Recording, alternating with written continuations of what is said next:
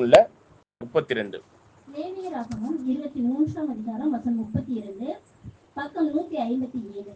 அது உங்களுக்கு விசேஷித்த ஓய்வு நாள், அதில் உங்கள் ஆத்துமாக்களை தாழ்மைப்படுத்த வேண்டும். அந்த மாதத்தின் 9ஆம் தேதி சாயங்காலம் துவங்கி மறுநாள் சாயங்காலம் மட்டும் உங்கள் ஓய்வை ஆச்சரிக்க. அதாவது ஒரு ஓய்வு நாளுக்கான நாள் கணக்கு அப்படிங்கிற அந்த பாயிண்ட்டுக்காக தான் எடுக்கிறோம். சரிங்களா? நாளை 9ஆம் தேதி எல்லாம் நம்ம பார்க்க வேணாம். இது வந்து பாவ நிவாரணை நாளினுடைய கூடார பண்டிகைக்கான ஒரு இதுல நாள் இஸ்ரேலுக்கு எப்போலேருந்து எப்போ வரையும் இருக்கு. இப்போ நம்மளுக்கு எப்படி 12 மணி இல்லையா? நைட் 12லேருந்து அடுத்த நாள் நைட் 12 வரையும் இல்லைங்களா? ஆனால் ஆக்சுவலாக வெள்ளைக்காரனுக்கு முன்னாடி நம்ம ஜாதக முறைமைகள் அந்த இதெல்லாம் இருக்கு இல்லையா? நாள் குறிப்பெல்லாம் வந்து காலையில் 6லேருந்து அடுத்த நாள் காலையில் 6 மணி வரை தான் நாள் கணக்கு. நீங்கள் இப்போ இந்த ஜாதகம் எழுதுறவங்கலாம் பார்த்தீங்கன்னா அவங்க காலையில் 6 மணிக்கு மேலே பிறந்திருந்தாக்க அதை வந்து அந்த நாளுக்கான ஒரு விஷயமா வச்சுக்குவாங்க. நடுராத்திரி 12 கணக்கில் எடுக்க மாட்டாங்க.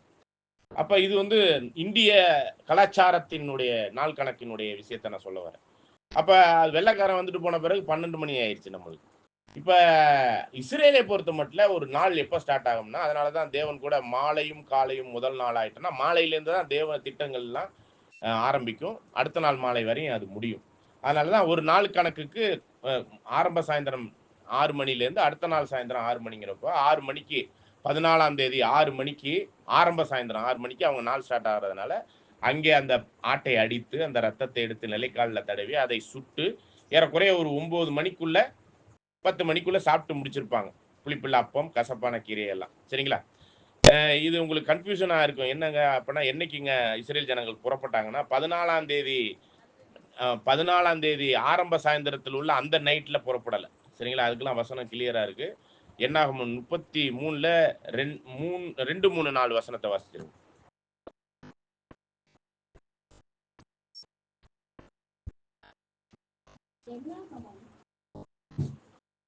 என்னாகமம் 33ஆம் அதிகாரம் வசனம் 2 3 பக்கம் 216. மோசே தனக்கு கர்த்தர் கட்டளையிட்டபடியே அவர்கள் புறப்பட்ட பிரகாரமாக அவர்களுடைய பிரயாணங்களை எழுதினான்.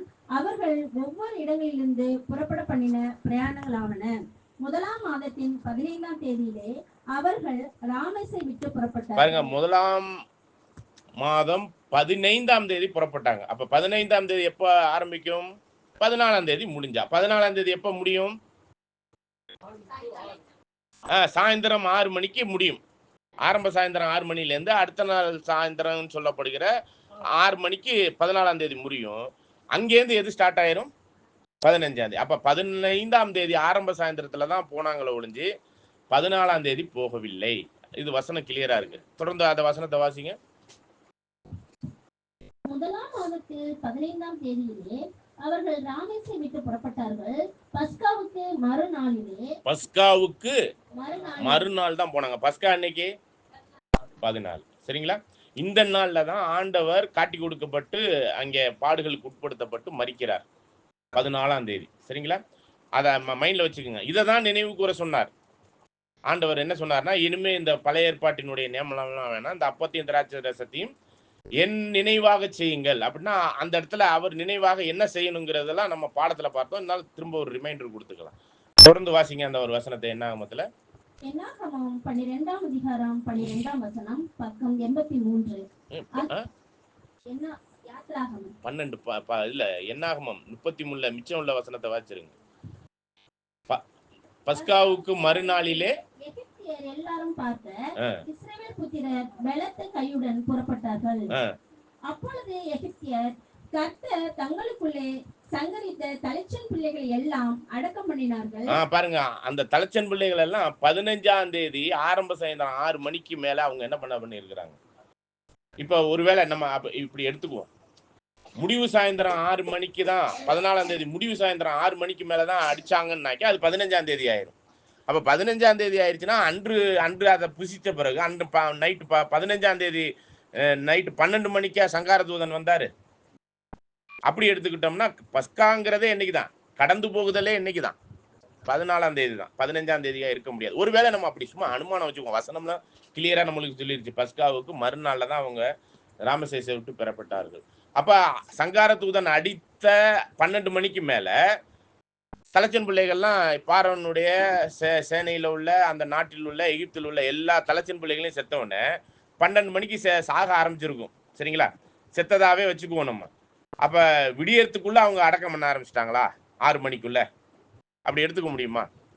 செத்த பிள்ளைங்களை ஒரு 6 மணி நேரத்துக்குள்ள அடக்கம் பண்ணிடுவாங்களா? ஆனா இந்த இடத்துல என்ன சொல்லுது? 15ஆம் தேதிங்கிற மறுநாள்ல எல்லாரும் பார்க்க அவங்க அடக்கம் பண்ணாங்க. எகிப்தியர் அனைவரும் அவங்க கடந்து போகும்போது பார்த்தாங்கலாம் சொல்லப்படுது. அப்படிங்கிறப்ப இது 15ஆம் தேதியெல்லாம் சங்கார தூதன் கடந்து வரல. இதெல்லாம் நம்ம தெளிவா புரிஞ்சுக்கணும். சரிங்களா? இதை பத்தி ஆழமான பாடங்களை நம்ம பின்னாடி பார்க்கலாம். இது இந்த 15ஆ 14ஆன்னு குழப்பம் வந்ததுனால ஒரு வசனத்தை பத்தி நம்ம கொடுத்துட்டு அப்படியே ஸ்கிப் பண்ணிக்கலாம். இப்ப திரும்ப யாத்திரையாகமத்துக்கு வந்துருங்க.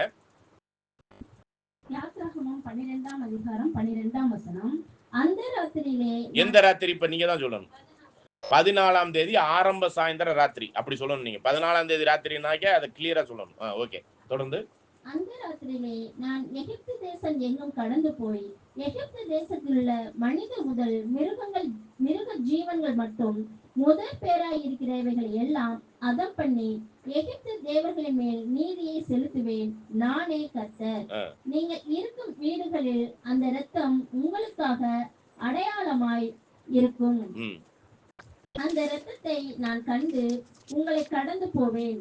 நான் எகிப்து தேசத்தை அழிக்கும் போது அழிக்கும் வாதை உங்களுக்குள்ளே வராதிருக்கும்.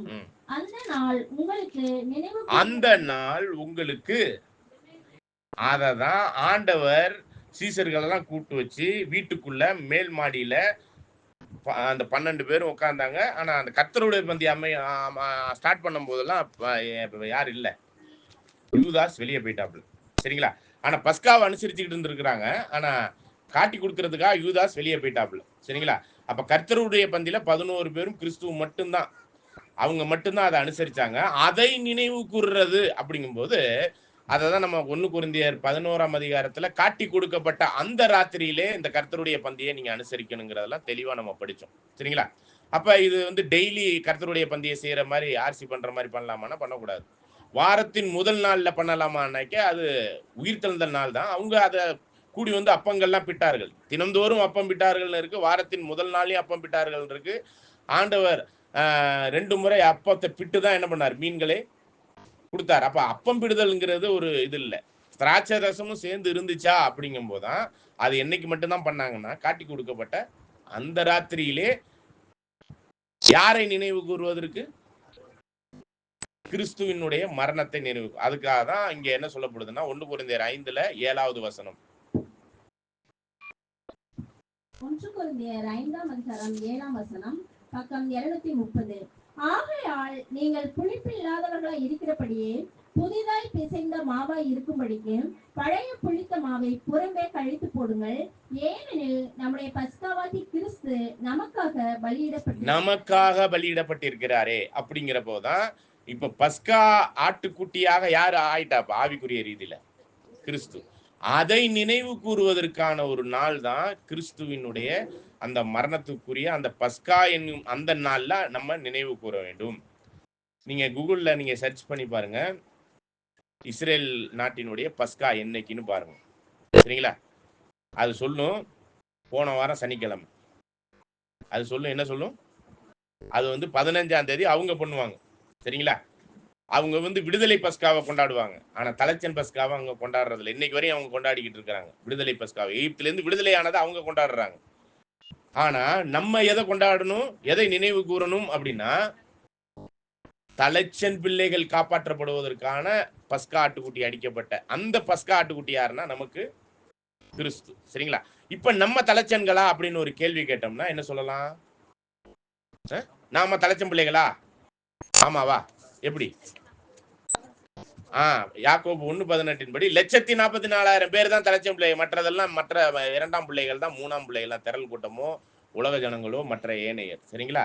முதலானோர் கடைசியாவர், கடைசியானோர். இப்ப நம்ம கடைசியா பிறக்கக்கூடிய நமக்கு தான் தேவன் சத்திய வசனத்தினால் ஜெனிப்பிக்கப்பட்டிருக்கிறவர்கள் தலைச்சன் பிள்ளைகள்னு யாக்கோபு 1:18 பாக்குறோம். சரிங்களா? அப்ப சத்திய வசனம் அப்படிங்கிறது நம்ம இந்த தொடர் வேதாகமத்துலதான் இப்படிப்பட்ட பொய்யெல்லாம் நிறைய கிறிஸ்தவத்துக்குள்ள வந்துருச்சு.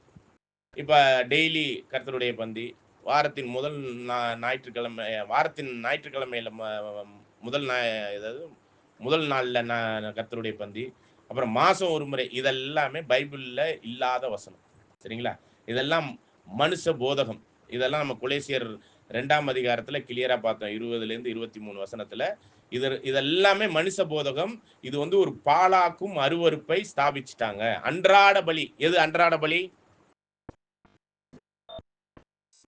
எது அன்றாட பலி? தன்னைத்தான் வெறுத்து சிலுவையை சுமந்து கொண்டு நாம் அவரை பின்பற்றி வருகிற அந்த ஜீவியம் தான் அன்றாட பலி. அதுதான் ரோமர் 12:1. உங்கள் மாமிசங்களை என்னது ஜீவனும் பரிசுத்தமான பலியா தினந்தோறும் செலுத்த வேண்டும். சரிங்களா? இதுதான் அன்றாடமா நம்ம தேவனுக்காக வாழ வேண்டிய வாழ்க்கை. இதை இவங்க என்ன பண்ணிட்டாங்க? ஆண்டவர் சிலுவையில எல்லா பலிகளையும் நிறைவேற்றி முடிச்சிட்டாரா? பெண்டிங்ல இருக்கா? முடிச்சிட்டாரு. நம்மளுக்கான எல்லா வழிகளையும் முடிச்சிட்டாரு. அப்புறம் எப்படி அது திருப்பலியா தினந்தோறும் நம்ம இப்ப நம்ம திருப்பலியை உமக்கு ஒப்பு கொடுக்குறேன்னு எப்படி கொடுக்க முடியும்? தேவன் சொல்லாத பிரமாணங்கள் இதெல்லாம். இதை வந்து பலியாக ஒப்பு கொடுக்குறேன்னாக்க 2000 வருஷத்துக்கு முன்னாடி செத்தவர் யாரு? தினந்தோறும் அல்லது எப்பெல்லாம் நம்ம கர்த்தருடைய பந்தியை அனுசரிக்கும் போதெல்லாம் இந்த திருப்பலியை அப்படின்னு சொல்லி ஒப்பு கொடுக்குறோமே, அப்ப என்ன ஒவ்வொரு வாட்டி வந்து ஆண்டவர் மறிச்சுக்கிட்டு இருக்காரா? எவ்வளவு தப்பான போதனை பாருங்க. அன்றாட பலி நீக்கி விட்டு பாலாக்கு மறுவறுப்புங்கிற திருப்பலியை உள்ளரிக்க கொண்டாந்து வச்சுட்டாங்க. இதுதான் பாலாக்கு மறுவறுப்பு. இதுதான் நம்ம தானியல்ல படிச்சோம். அப்படிப்பட்ட பொய்யான ஒரு விஷயத்துல பாபிலோனும் சரி, பாபிலோனு குமாரஸ்தியா இருக்கிற புரோட்டஸ்டாண்ட் அமைப்பும் சரி, ஆர்சி புரோட்டஸ்டாண்ட் எல்லாமே இந்த தவறான போதனைக்குள்ளாக தான் செயல்பட்டுக்கிட்டு இருக்காங்க. வேதத்தை அவங்க ஆராய்ச்சி பண்ண தயாராக இல்லை. அந்த நாள்ல தான் ஆண்டவர் என்ன பண்ணாருன்னா, என்னை நினைவு கூறும்படி அதை செய்யுங்கன்னார். இது வருஷத்துக்கு ஒரு முறை அவருடைய மரணத்தை நினைவு கூறக்கூடிய ஒரு விஷயம்.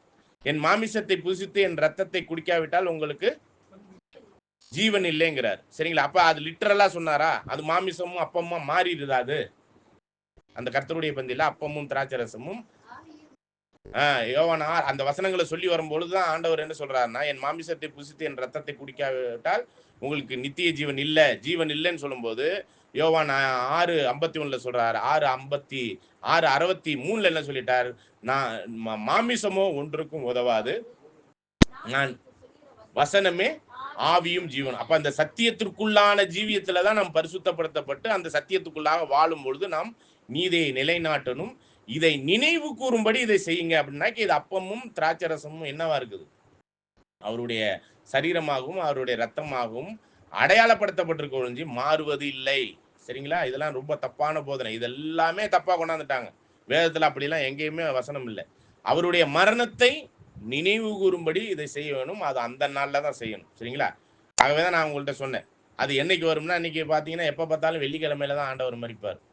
டேட்டு மாறும். கிறிஸ்துமஸ் டேட்டு 25 மாறவே மாறாது. சரிங்களா?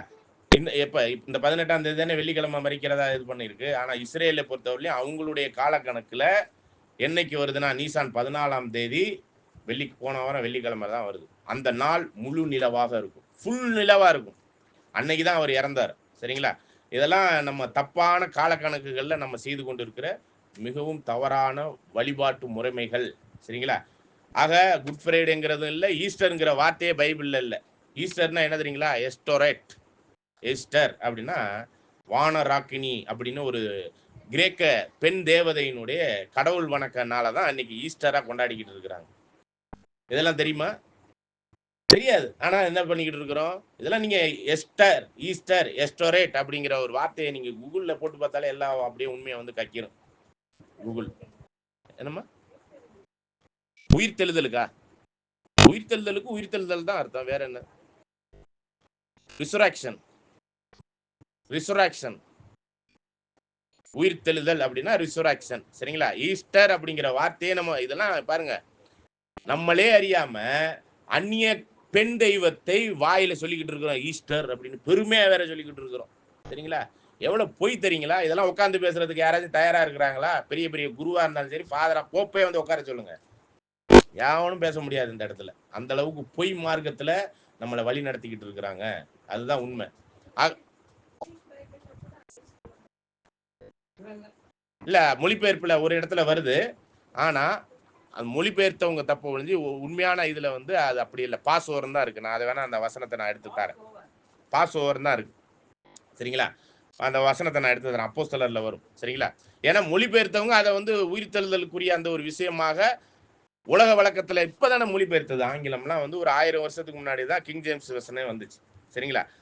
அதுக்கு முன்னாடி வரையும் எதுல தான் இருந்துச்சு? பைபிள் கிரேக்கத்துல தான் இருந்துச்சு. சரிங்களா? லத்தீன்ல ஒரு 500 ஏடியில இருந்துச்சு. இப்பதான் தமிழ்நாட்டுலலாம் எப்போ தமிழ்ல மொழிபெயர்த்தாங்க. இவர் வந்து தான் சீகன் பால் வந்து தான். அவர் 300 400 வருஷங்களுக்கு முன்பாக தான் இதெல்லாம் நடந்துச்சு. சரிங்களா? ஆகவே ஈஸ்டருங்கிற அந்த வார்த்தை பைபிள்ல இல்லாத ஒன்று. சரிங்களா? ஒரு இடத்துல மட்டும் வரும். அது வந்து மொழிபெயர்ப்புக்காரர்கள் அப்படி பண்ணியிருக்கிறாங்க. அந்த வசனத்தை நான் பாடம் முடிஞ்சவொன்னே உங்களுக்கு எடுத்து தரேன். சரிங்களா? ஓகே. இவ்வாறாக கர்த்தருடைய பந்தியானது வழக்கத்துக்கு மாறாக ஆதி அப்போஸ்தலர் காலத்துல எப்படி செய்யப்பட்டுச்சுன்னா, அவருடைய மரணத்தை நினைவு கூறுவதற்காக தலைச்சன் பிள்ளைகள் மட்டும். அதனாலதான் இந்த ரகசியம் இப்ப நம்ம சொல்லிக்கிட்டு இருக்கிற இந்த ரகசியம் இந்த சத்தியம் கேட்கிறவங்களுக்கு தான் புரியும் ஒழிஞ்சு, இந்த சத்தியத்துக்குள்ளாக ஜெனிப்பிக்கப்பட்ட அந்த தலைச்சன்களுக்கு தான். அப்ப ஆண்டவருடைய பஸ்கா ஆட்டுக்குட்டி யாருக்காக மரித்தார்? அன்னைக்கு பஸ்கா ஆட்டுக்குட்டி யாருக்காக அடிக்கப்பட்டுச்சு? 14ஆம் தேதி ஆரம்ப சாயந்தரத்துல பஸ்கா ஆட்டுக்குட்டி யாருக்காக அடிக்கப்பட்டது? மற்ற இஸ்ரேலருக்கு அடிக்கப்பட்டுச்சா? இல்லை. சரிங்களா? ஆக மற்ற இஸ்ரேலர் எல்லாருமே எகிப்தை விட்டு வெளியேறினது என்னைக்கு? விடுதலையானது என்னைக்கு? 15. அதனாலதான் இன்னைக்கு இஸ்ரேலர்கள் நாங்க முழு இஸ்ரேலரும் எகிப்தை விட்டு வெளியேறினா 15 அவங்க கொண்டாடிக்கிட்டு இருக்கிறாங்க. அது அவங்களுடைய பஸ்கா, அது விடுதலை பஸ்கா. ஆனா நம்ம கொண்டாட வேண்டிய பஸ்கா என்னைக்கு? அது 14ஆம் தேதி ஆரம்ப சாயந்தரத்தில் அந்த தலைச்சன் பிள்ளையை காவாந்து பண்ணுவதற்கு. ஏன்னா தலைச்சன் பிள்ளைகள் யாரு? 1,44,000 இது வெளிப்படுத்தல் 14 நாள்ல பாக்குறோம். இந்த 1,44,000 பேர் தான் தலைச்சன் பிள்ளைகள். அவங்களுக்கான விசேஷித்த இந்த மறைபொருளை தேவன் ஓப்பனா பேசுறேன், கோச்சிக்காதீங்க. இந்த முத்தை கொண்டாந்து எங்க போட முடியாது?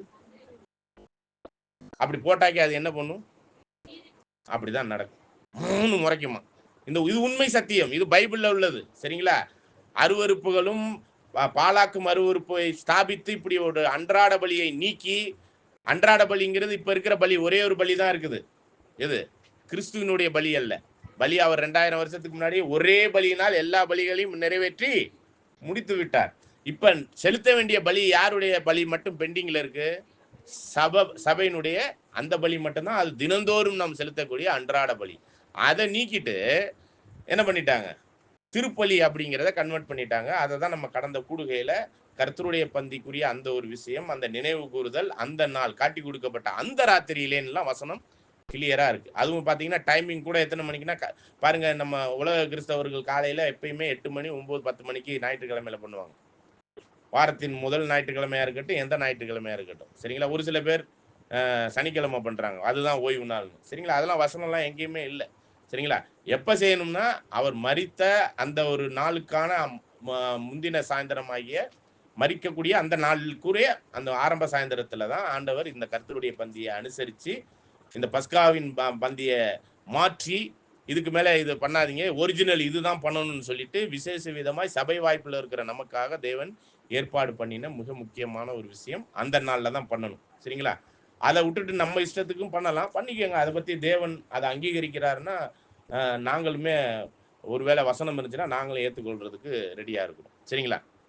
இது எல்லாமே வசனம். அந்த வகையில அவருடைய மாமிசத்தையும் ரத்தத்தையும் அவருடைய பாடுகளின் ஐக்கியத்துல நம்மளுடைய பாடுகள் இருக்குங்கிறத அந்த பாத்திரத்தில் உள்ள அந்த ரத்தம் சொல்லுது. நம்ம கிறிஸ்துவுக்குள்ளாக நாமளும் பாடுபட வேண்டும் அப்படிங்கிறது தான் அந்த திராட்சை ரசம் சொல்லுது, அந்த ரத்தம் சொல்லுது. அந்த அப்பம் ஒரே அப்பம் தான். இதை பார்த்தீங்கன்னா எத்தனை அப்பமா இருக்கும்? அவங்களுக்கு தனி அப்பமா கொடுப்பாங்க. அதுவுமே தப்பு. இன்னும் விசேஷ விதமா சபைகள்ல எப்படி இருக்கு அதை நினைச்சு கொடுக்கறது. இதை யாருக்கு நினைச்சு கொடுத்தாங்க? அப்படியா? நம்மலாம் அப்படின்னா என்னமோ அவங்க எல்லாம் நம்மள யூதாஸ்ன்னு சொல்ல வர்றாங்களா? காட்டி கொடுக்குறவங்களா? என்னம்மா? அப்பத்தை தனியா பிட்டு புசிங்கன்ட்டாரு. அது புசித்த பின் அப்படின்னு தான் வசனம் வருது. புசித்த பின் அப்புறம் தான் என்ன பண்றாரு? பாத்திரத்தை எடுத்து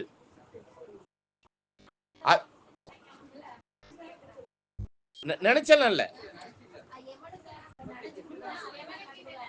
பாருங்க, நான் அதை யாருக்கு பத்தியும் நினைத்து கொடுத்தாருன்னா யூதாஸ்க்கு மட்டும்தான். யோவான்ல வரும். படிங்க. யோவான் 13ஆம் அதிகாரம் 26ஆம் வசனம், பக்கம் 148.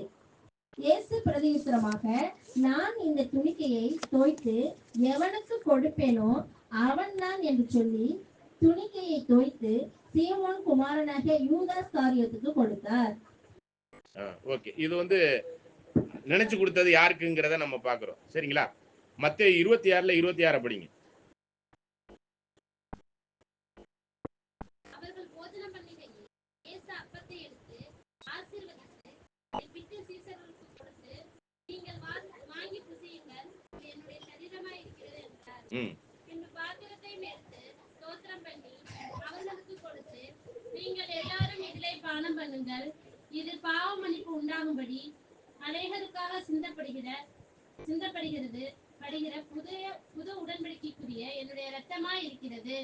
ஓகே, இப்ப இந்த வசனத்தை கிளியரா பிரிச்சு பாக்குறதுக்கு ஒரு வசனம் இருக்கு. லூக்கா 22ல 19 20 படிங்க.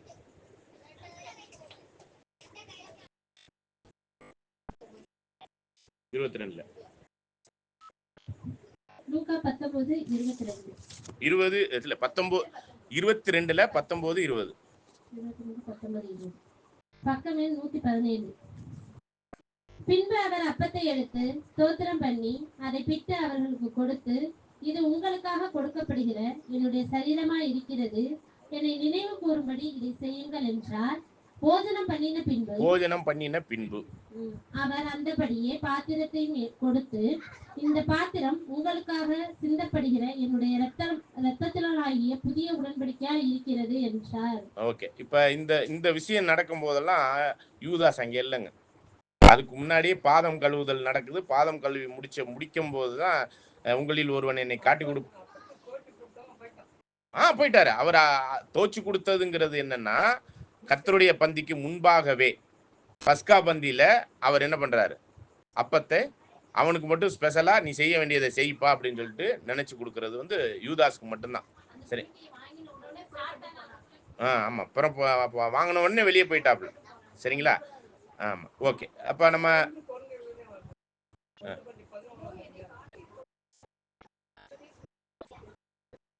பந்தியில் இருக்கிறது, அது வந்து பஸ்கா பந்தியில இருக்குது. அது சாப்பிட்டுக்கிட்டு இருக்கும்போது தான் இவர் என்ன பண்றாருன்னா, பாதம் கழுவுதல் யோவான் 13ஆம் அதிகாரத்துல வரும். அதுல பாதம் கழுவி முடிக்கும் போதுதான் உங்களில் ஒருவன் என்னை காட்டி கொடுப்பான்னு சொல்றாரு. அப்படி அந்த ப்ராசஸ் நடக்கும் போது இவன் தான் நினைச்சு கொடுத்தவனே அவர் உடனே வெளியேறார். சரிங்களா? அதுக்கப்புறம் தான் கர்த்தருடைய பந்தியே ஸ்டார்ட் ஆகுது. பஸ்கா பந்தி சாப்பிட்டுக்கிட்டு இருக்கிறாங்க. அப்படி சாப்பிட்டுக்கிட்டு இருக்கும்போது தான் இந்த கர்த்தருடைய பந்தியை அவர் மாற்றம் பண்றார். யார் இருக்கணும் யார் இருக்கக்கூடாதுன்னா தெளிவா பிளான் பண்ணி தான் பண்றாரு. ஒருவேளை அவர் அந்த கர்த்தருடைய பந்தியில இல்லாத அளவுக்கு தவிர்த்து கொண்டாருன்னு தான் நான் அதை சொல்ல வரேன் நான். சரிங்களா? ஓகே.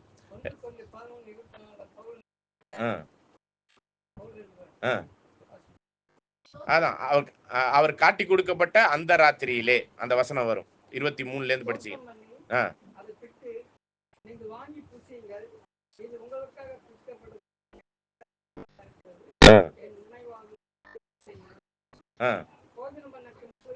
கிளியரா போஜனம் பண்ணின பின்பு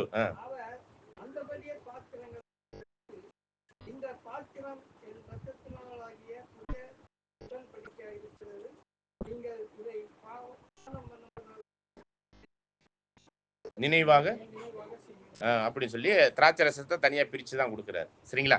ஓகே ஓகே. அப்ப நம்ம இந்த ஒரு காரியத்தை நம்ம கடந்த கூடுகையில நம்ம பார்த்தாச்சு. இதை குறித்து இன்னும் ஆழமான கேள்வி, அதற்கான பதில், அதற்குரிய பாடங்கள்லாம் நாங்க வருடந்தோறும் பார்த்தீங்கன்னா ஏகப்பட்ட பாடங்களை நாங்கள் ஒரு 6 மாத காலமா 3 மாத காலமா எப்போ வேணாலும் நாங்கள் அந்த கர்த்தருடைய பந்தியினுடைய பாடங்களை எடுப்போம். ஆனால் நினைவு கூறுதல் மட்டும் நீசான் மாதம் 14ஆம் தேதி ஆரம்ப சாயந்தரத்துல மட்டும்தான். இல்லை அது ஏப்ரல்லையும் வருது, ஒரு சில நேரத்தில் மார்ச்லேயும் வருது.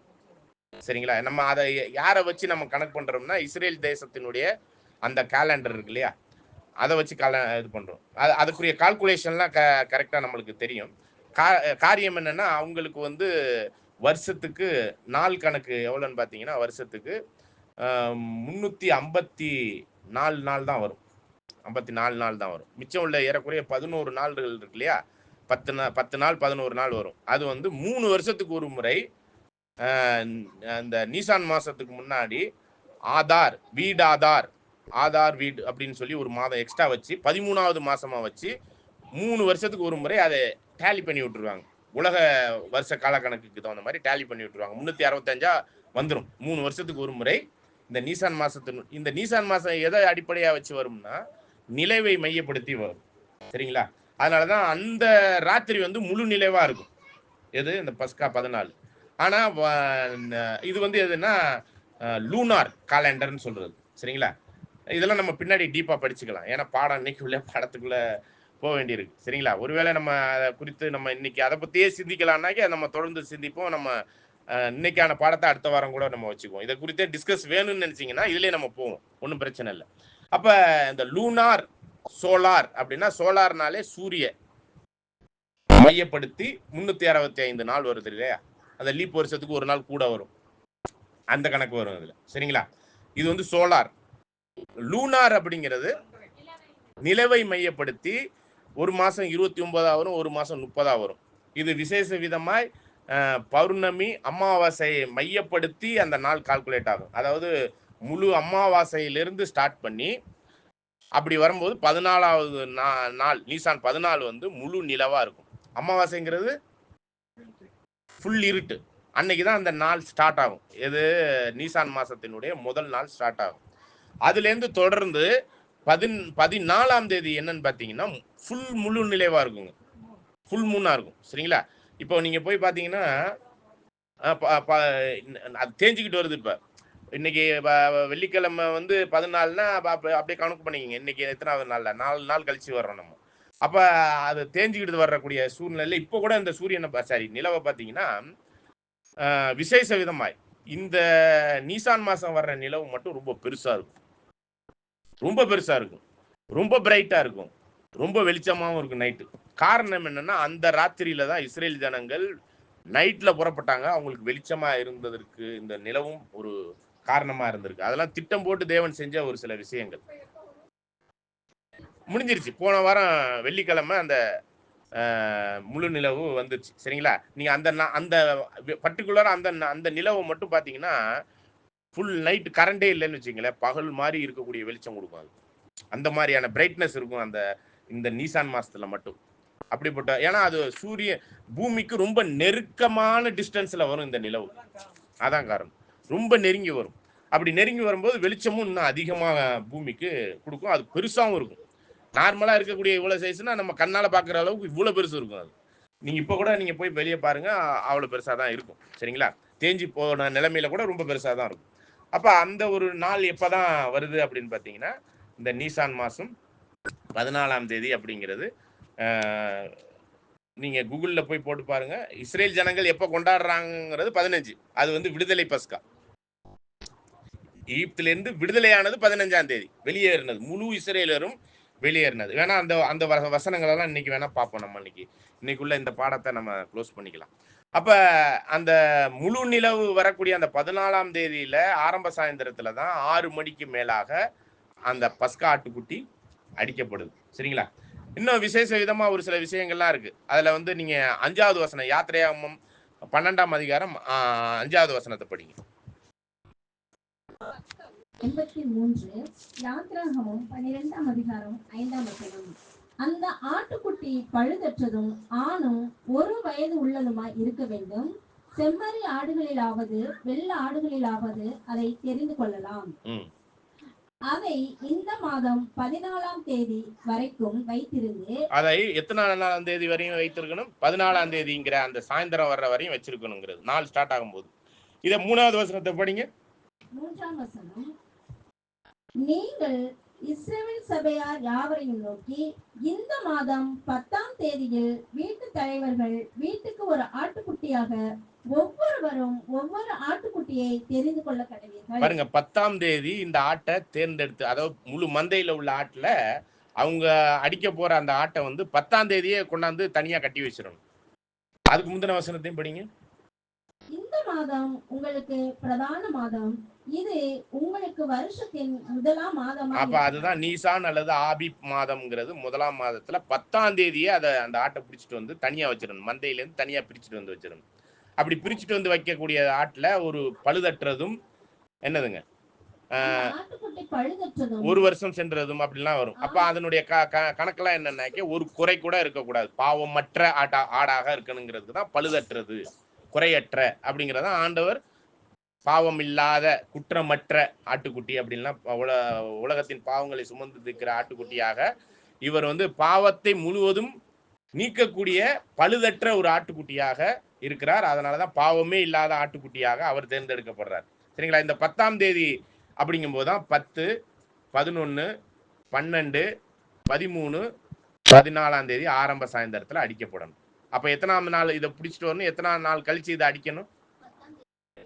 எத்தனாம் நாள் கையில வச்சிருக்கணும் தனியா பிரிச்சு? அதான் மொத்தம் எத்தனை நாள்னா 10, 11, 12, 13, 14, 5ஆம் நாள் ஆரம்பத்துல இதை அடிக்கணும். சரிங்களா? இதுக்கு கூட கால்குலேஷன்ல புதிய ஏற்பாட்டுல ஒரு விஷயம் இருக்கு. சரிங்களா? ஆண்டவர் 10ஆம் நாள்ல என்ன பண்ணாரு, அதை தொடர்ந்து அந்த 11, 12, 13, 14ஆம் தேதி ஆரம்ப சாயந்தரம் வரை என்ன பண்ணாருங்கிறதுக்கு விஷயங்களை நம்ம பார்க்க முடியும். சரிங்களா? அப்ப அந்த பழுதற்ற ஆட்டுக்குட்டியை அடித்து அந்த நிலைக்காலில் தடவ வேண்டும், அந்த ரத்தத்தை தடவ வேண்டும். சரிங்களா? மாமிசத்தை எல்லாரும் சாப்பிடலாம், வீட்டுல உள்ள அத்தனை பேரும். ஆனா அந்த ரத்தம் யாருக்காக மட்டும்? புரியுதுங்களா? அப்ப 14ஆம் தேதி ஆரம்ப சாயந்தரத்தில் அடிக்கப்பட்ட அந்த ஆடானது முற்றிலுமே எதற்காக மட்டும் அப்படின்னா தலைச்சன் பிள்ளைகளை காவாண்டு பண்ணுவதற்கு தான். ஒருவேளை எகிப்து தேசத்துல உள்ள யாராச்சும் அந்த ஆடை அடிச்சு தடவி இருந்தாங்கன்னா, எகிப்து தேசத்துல இதை கேள்விப்பட்டு ஆமாயா தேவன் இஸ்ரேல் ஜனங்களுக்கு சொல்லிட்டாங்க, அதனால நம்மளும் ஃபாலோ பண்ணிக்குவோம், ஏன்னா தேவன் சொன்னது நிச்சயமா நடக்கும்னு சொல்லி அப்படி யாராச்சும் பண்ணியிருப்பாங்களா? ஏன்னா ஒரு சில பேர் புறஜாதியும் அவங்களோட சேர்ந்து வர்றாங்க. அப்படியே எகிப்தியர்களும் ஒரு சில பேர் அவங்கள ஃபாலோ பண்ணி வந்திருக்கிறாங்க. அவங்க ஒரு சில பேர் அது மாதிரி பண்ணி இருந்திருக்கலாம். அந்த வகையில தான் நாம் புறஜாதிகளாகிய நமக்கு கூட ஒரு வாய்ப்பு இதுல கிடைச்சிருக்குங்கிறத பார்க்கிறோம். சரிங்களா? இது இஸ்ரேலருக்கு மட்டுமல்ல, புறஜாதிகளும் இதுல என்ன பண்ணலாம்? பங்கேற்கலாம். அதுக்கு வசனம் இருக்கு, படிக்கலாம் பாருங்க. அதுல 43ல இருந்து படிங்க.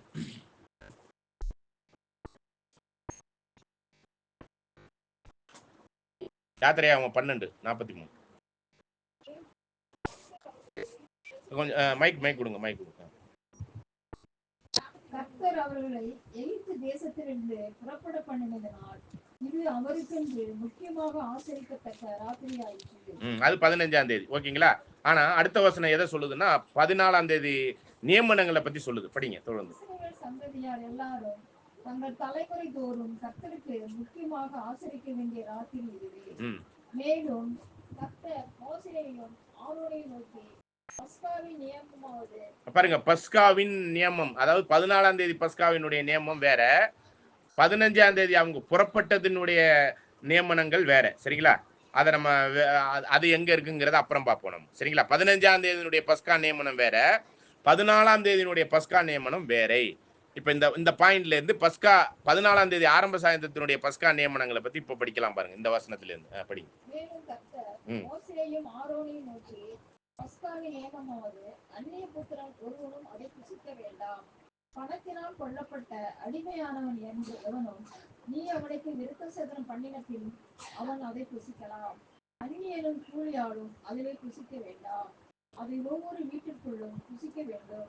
அந்த மாம்சத்தை கொஞ்சமாயிலும் வீட்டிலிருந்து வெளியே கொண்டு போக கூடாது. அதில் ஒரு எலும்பையும் இருக்கக்கூடாது. பாருங்க, இது எங்க பண்ணது? வீட்டுக்கு உள்ள. நல்லா கவனிச்சுக்குங்க, வீட்டுக்கு உள்ள. ஆனா 15ஆம் தேதி பஸ்கா வந்து வீட்டுக்கு வெளியில இருக்கும். சரிங்களா?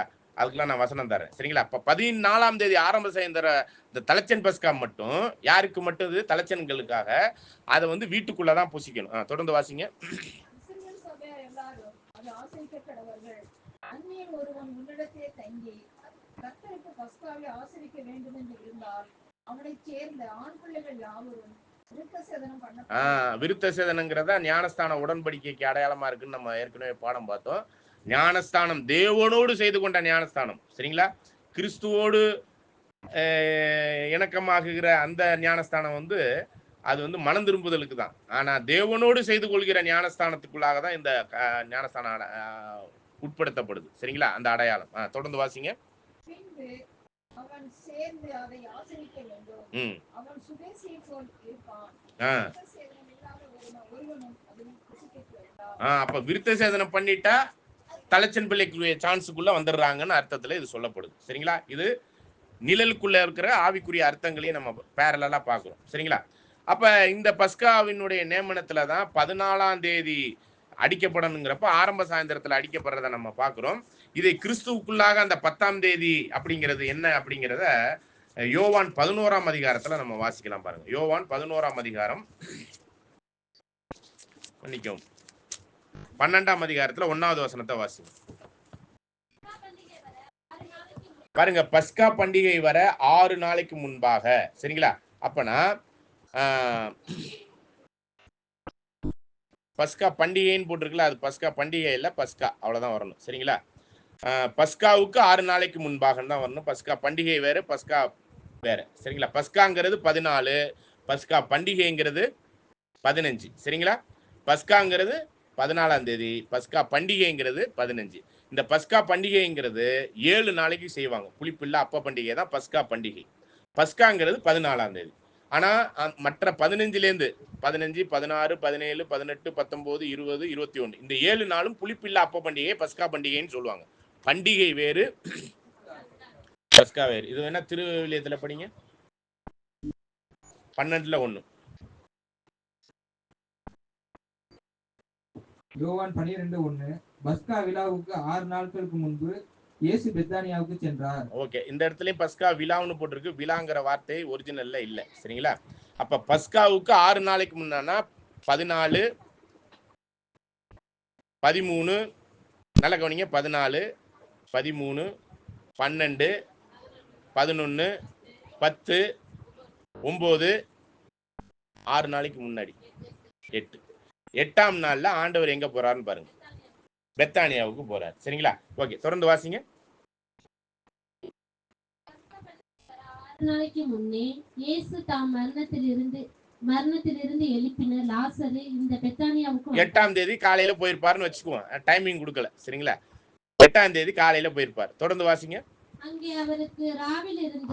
அங்கே அவருக்கு ராவிருந்துனா அன்னைக்கு 8ஆம் தேதி காலையில போயிருப்பாருன்னா அன்னைக்கு ராவிருந்துனா அது எத்தனாவது நாள் ஆயிரும்? சாயந்தரம் 6 மணிக்கு மேல 9ஆம் நாள் ஆயிரும். ஓகேங்களா? 9ஆம் நாள் ராவிருந்து கொடுக்கப்படுது. சரிங்களா? அப்ப ராவிருந்து முடிச்சுட்டு அங்கேயே அந்த என்னது, அந்த தலையில என்னது தைலத்தெல்லாம் தடவுறாங்க, அதெல்லாம் இருக்கு இல்லையா? அதெல்லாம் சொல்லி முடிச்சு வரும்பொழுதுதான் ஒரு வசனம் இங்க எங்க படிக்கணும்னா 12வது வசனத்தை வாசிங்க. இப்ப எத்தனாவது நாள் ஆயிடுச்சு? 9வது நாள் ஆயிடுச்சு. சரிங்களா? 9 நாள் முடிஞ்சிருச்சு. ஓகே, 12வது வசனம் படிங்க. அப்ப 9ஆம் நாளுக்கு மறுநாள்னா என்னது? 10ஆம் நாள். இதுதான் விசேஷமா நம்ம பாருங்க. இதெல்லாம் எதுக்கு 6 நாளைக்கு முன்னாடி சொன்னாரு? அன்னைக்கு ராவிருந்துன்னு ஏன் வசனம் வந்துச்சு? அதுக்கப்புறம் மறுநாள்னு ஏன் வசனம் வந்துச்சுன்னா, நம்மலாம் சும்மா அப்படியே படிச்சுட்டு போயிருப்போம். ஆனா இதுல விசேஷ விதமா தேவன் ஒவ்வொரு வார்த்தைக்கும் ஒவ்வொரு வசனத்துக்கும் இம்பார்ட்டன்ஸ் கொடுத்துதான் இந்த வார்த்தைகள் எல்லாம் தேவையானதை கொடுத்திருக்கிறார். அப்ப மறுநாளிலே அப்படின்னா அது எத்தனாவது நாள் ஆயிடுச்சு? 10ஆம் நாள். இந்த 10ஆம் நாள் தான் யார் தேர்ந்தெடுக்கப்பட்டா? சரி, 10ஆம் நாள் என்ன நடக்குதுன்னு பாருங்க. மறுநாளிலே எருசலேமுக்கு வருகிறார் என்று பண்டிகைக்கு வந்த திரளான ஜனங்கள் கேள்விப்பட்டு பாருங்க, 10ஆம் தேதியிலே ஆண்டவர் ஜெருசலேமுக்குள்ள வந்துட்டார். அதுக்கு முன்னாடி வரையும் வெளியில தான் இருக்கிறார். அப்ப தேவனுடைய வீடு இருக்கிற ஆலயம், லிட்டரலா அந்த ஆலயம் இருக்கு இல்லையா, அந்த ஆலயம் இருக்கக்கூடிய அந்த இடத்துக்கு கிறிஸ்துவானவர் பஸ்காவின் ஆட்டுக்குட்டியாக தேர்ந்தெடுக்கப்பட்டு வர்றாரு. அப்படி வரும்போது ஜனங்களே என்ன செய்யறாங்க பாருங்க, படிங்க. ஜனங்கள் கேள்விப்பட்டு குருத்தோலையை பிடித்துக் கொண்டு அவருக்கு எதிர்கொண்டு போகும்படி புறப்பட்டு, ஓசன்னா, கர்த்தருடைய நாமத்தினாலே வருகிற இஸ்ரவேலின் ராஜா ஸ்தோத்திரிக்கப்பட்டவர். ஆனா இவங்க சொன்னது கர்த்தருடைய நாமத்தினால் வருகிற இஸ்ரவேலின் ராஜா, அதாவது யெகோவாவின் நாமத்தினால் வருகிற இஸ்ரேலின் ராஜா. ஓசன்னானா எங்களை ரட்சியும். அப்ப யார் தான் ரட்சிக்க முடியும்? பஸ்கா ஆட்டுக்குட்டி தான் ரட்சிக்க முடியும். அப்ப 10ஆம் தேதி அவங்க முழு இஸ்ரேலரும் அந்த வீடாகிய சொல்றாரு இல்லையா, ஜெருசலேமே ஜெருசலேமே அப்படின்னு சொல்லும்போது மத்தேயுல 23ல உங்கள் வீடு அப்படிங்கிறது அந்த ஜெருசலேமே தான் சொல்றாரு. அப்ப அந்த வீட்டுக்கு வர்றாரு. வரும் பொழுது அவர்கள் முற்றிலும் அந்த பஸ்கா ஆட்டுக்குட்டியாக ஏற்றுக்கொள்கிறார்கள், முழு இஸ்ரேலரும். அவங்களுக்கே தெரியாது, ஆனா இவர் தான் பஸ்கா ஆட்டுக்குட்டியாக உள்ளறிக்கை போய் தேர்ந்தெடுக்கப்படுறார். அந்த 10ஆம் தேதியிலிருந்து ஒவ்வொரு நாளும் பகலையில போய் அங்க ஆலயத்துல பிரசங்கம் பண்ணுவார், சாயந்தரம் எங்க வந்துருவார்? ஜெர்சமனி தோட்டத்துக்கு வந்துருவார். இது வழக்கம். அதனாலதான் கரெக்டா யூதாஸ் இங்கதான் இருப்பார்னு கூட்டிட்டு வந்து காட்டி கொடுக்குறது. சரிங்களா? அப்ப 10ஆம் தேதி, 11ஆம் தேதி, 12, 13 ஆரம்ப சாயந்தரம் முடிஞ்சு முடிவு சாயந்தரம் வருது. 13ஆம் தேதி முடியும் பொழுது, சாயந்தரம் முடியும் போது 14ஆம் தேதி பஸ்காவை அடிச்சு ரெடி பண்றாங்க. சரிங்களா? இதெல்லாம் நீங்க மத்தேயுல நீங்க கிளியரா படிக்க முடியும். மத்தேயு 26ல 17வது வசனம். 26ல 17வது வசனம் புளிப்பில்லாத அப்ப பண்டிகை பாருங்க. இதுதான் பஸ்கா பண்டிகை. சரிங்களா? புளிப்பில்லாத அப்ப பண்டிகைங்கிறதுக்கு இன்னொரு பேர் என்ன? பஸ்கா பண்டிகை. சரிங்களா? இது என்னைக்குன்னா 15. சரிங்களா? இது என்னைக்கு? 15. அப்ப பண்டிகைக்கு படிங்க. புளிப்பில்லாத அப்ப பண்டிகையின் முதல் நாளிலே. அப்ப இது எத்தனாவது நாள்? 14ஆம் தேதியினுடைய அந்த 14ஆம் தேதியினுடைய முக்கியத்துவத்தை இங்க சொல்ல வர்றார். சீசர்கள் இயேசுவினிடத்தில் வந்து, பஸ்காவை புசிப்பதற்கு நாங்கள் எங்கே உமக்கு ஆயத்தம் பண்ண சித்தமா இருக்கிறீர் என்று கேட்டார்கள். அதற்கு அவர், நீங்கள் நகரத்திலே இன்னினரிடத்திற்கு போய் என் வேலை சமீபமாய் இருக்கிறது, உன் வீட்டிலே என் சீசரோடு கூட பஸ்காவை ஆசரிப்பேன் என்று போதகர் சொல்கிறார் என்று அவர்களுக்கு சொல்லுங்கள் என்றார். இயேசு கற்பித்தபடி சீசர்கள் போய் பஸ்காவை ஆயத்தம் பண்ணினார்கள். இது 14ஆம் தேதி ஆரம்ப சாயந்தரத்துல ஆடு சுட்டு, அப்பம், புளிப்பில்லா அப்பம் சுட்டு, கசப்பான கீரை வச்சு சாப்பிடுவாங்க இல்லையா? அந்த இதை ஆயத்தம் பண்ண போனாங்க. எங்க போனாங்க? மேல் வீட்டு அறைக்கு, வீட்டுக்குள்ள பண்ணாங்க. இதெல்லாம் நம்மளுக்கு தெரியும். அடுத்த வசனம் படிங்க. அப்ப அந்த 14ஆம் தேதியினுடைய அந்த காரியத்துலதான் அந்த எல்லாரும் வந்து உட்கார்ந்து அந்த என்ன பண்றாங்க? ரெடி பண்ண ஆரம்பிக்கிறாங்க. அதுலதான் அப்பத்தையும் திராட்சை ரசத்தையும் அவர் அந்த பஸ்கா பந்தியில பஸ்கா சாப்பிட்டுக்கிட்டு இருக்கும்போது, பழைய ஏற்பாட்டினுடைய பஸ்கா சாப்பிடும் போதுதான் புதிய நியமனத்துக்குரிய புதிய உடன்படிக்கைக்குரிய இந்த விஷயத்தெல்லாம் ஆண்டவர் என்ன செய்யறாருங்க? அவங்களுக்கு கற்றுக் கொடுக்கிறார். சரிங்களா? அப்ப இதுதான் ஒழிஞ்சு நம்ம இந்த காரியத்துல இந்த ஒரு விஷயம் 14ஆம் தேதி நடந்துச்சுங்கிறதுல எந்த சந்தேகமும் இல்லை. சரிங்களா? ஆனால் ஒரு சில வசனங்கள் என்ன சொல்லுதுன்னா, ஒரு சில வசனங்கள் நான் சாம்பிளுக்கு சொல்றேன். சரிங்களா? யூதர்கள் எப்ப இந்த பஸ்காவை அனுசரிச்சாங்கன்னா, இப்பயும் அது 15ஆம் தேதி தான் பண்றாங்க ஒழிஞ்சு 14ஆம் தேதி பண்றதில்லை. இன்னைக்கு வரலாற்றுல யூதர்கள் அவங்க எப்பதான் பண்ணாங்க அப்படின்னாக்க, யோவான் 18ஆம் அதிகாரம் 32வது வசனத்தை வாசிங்க.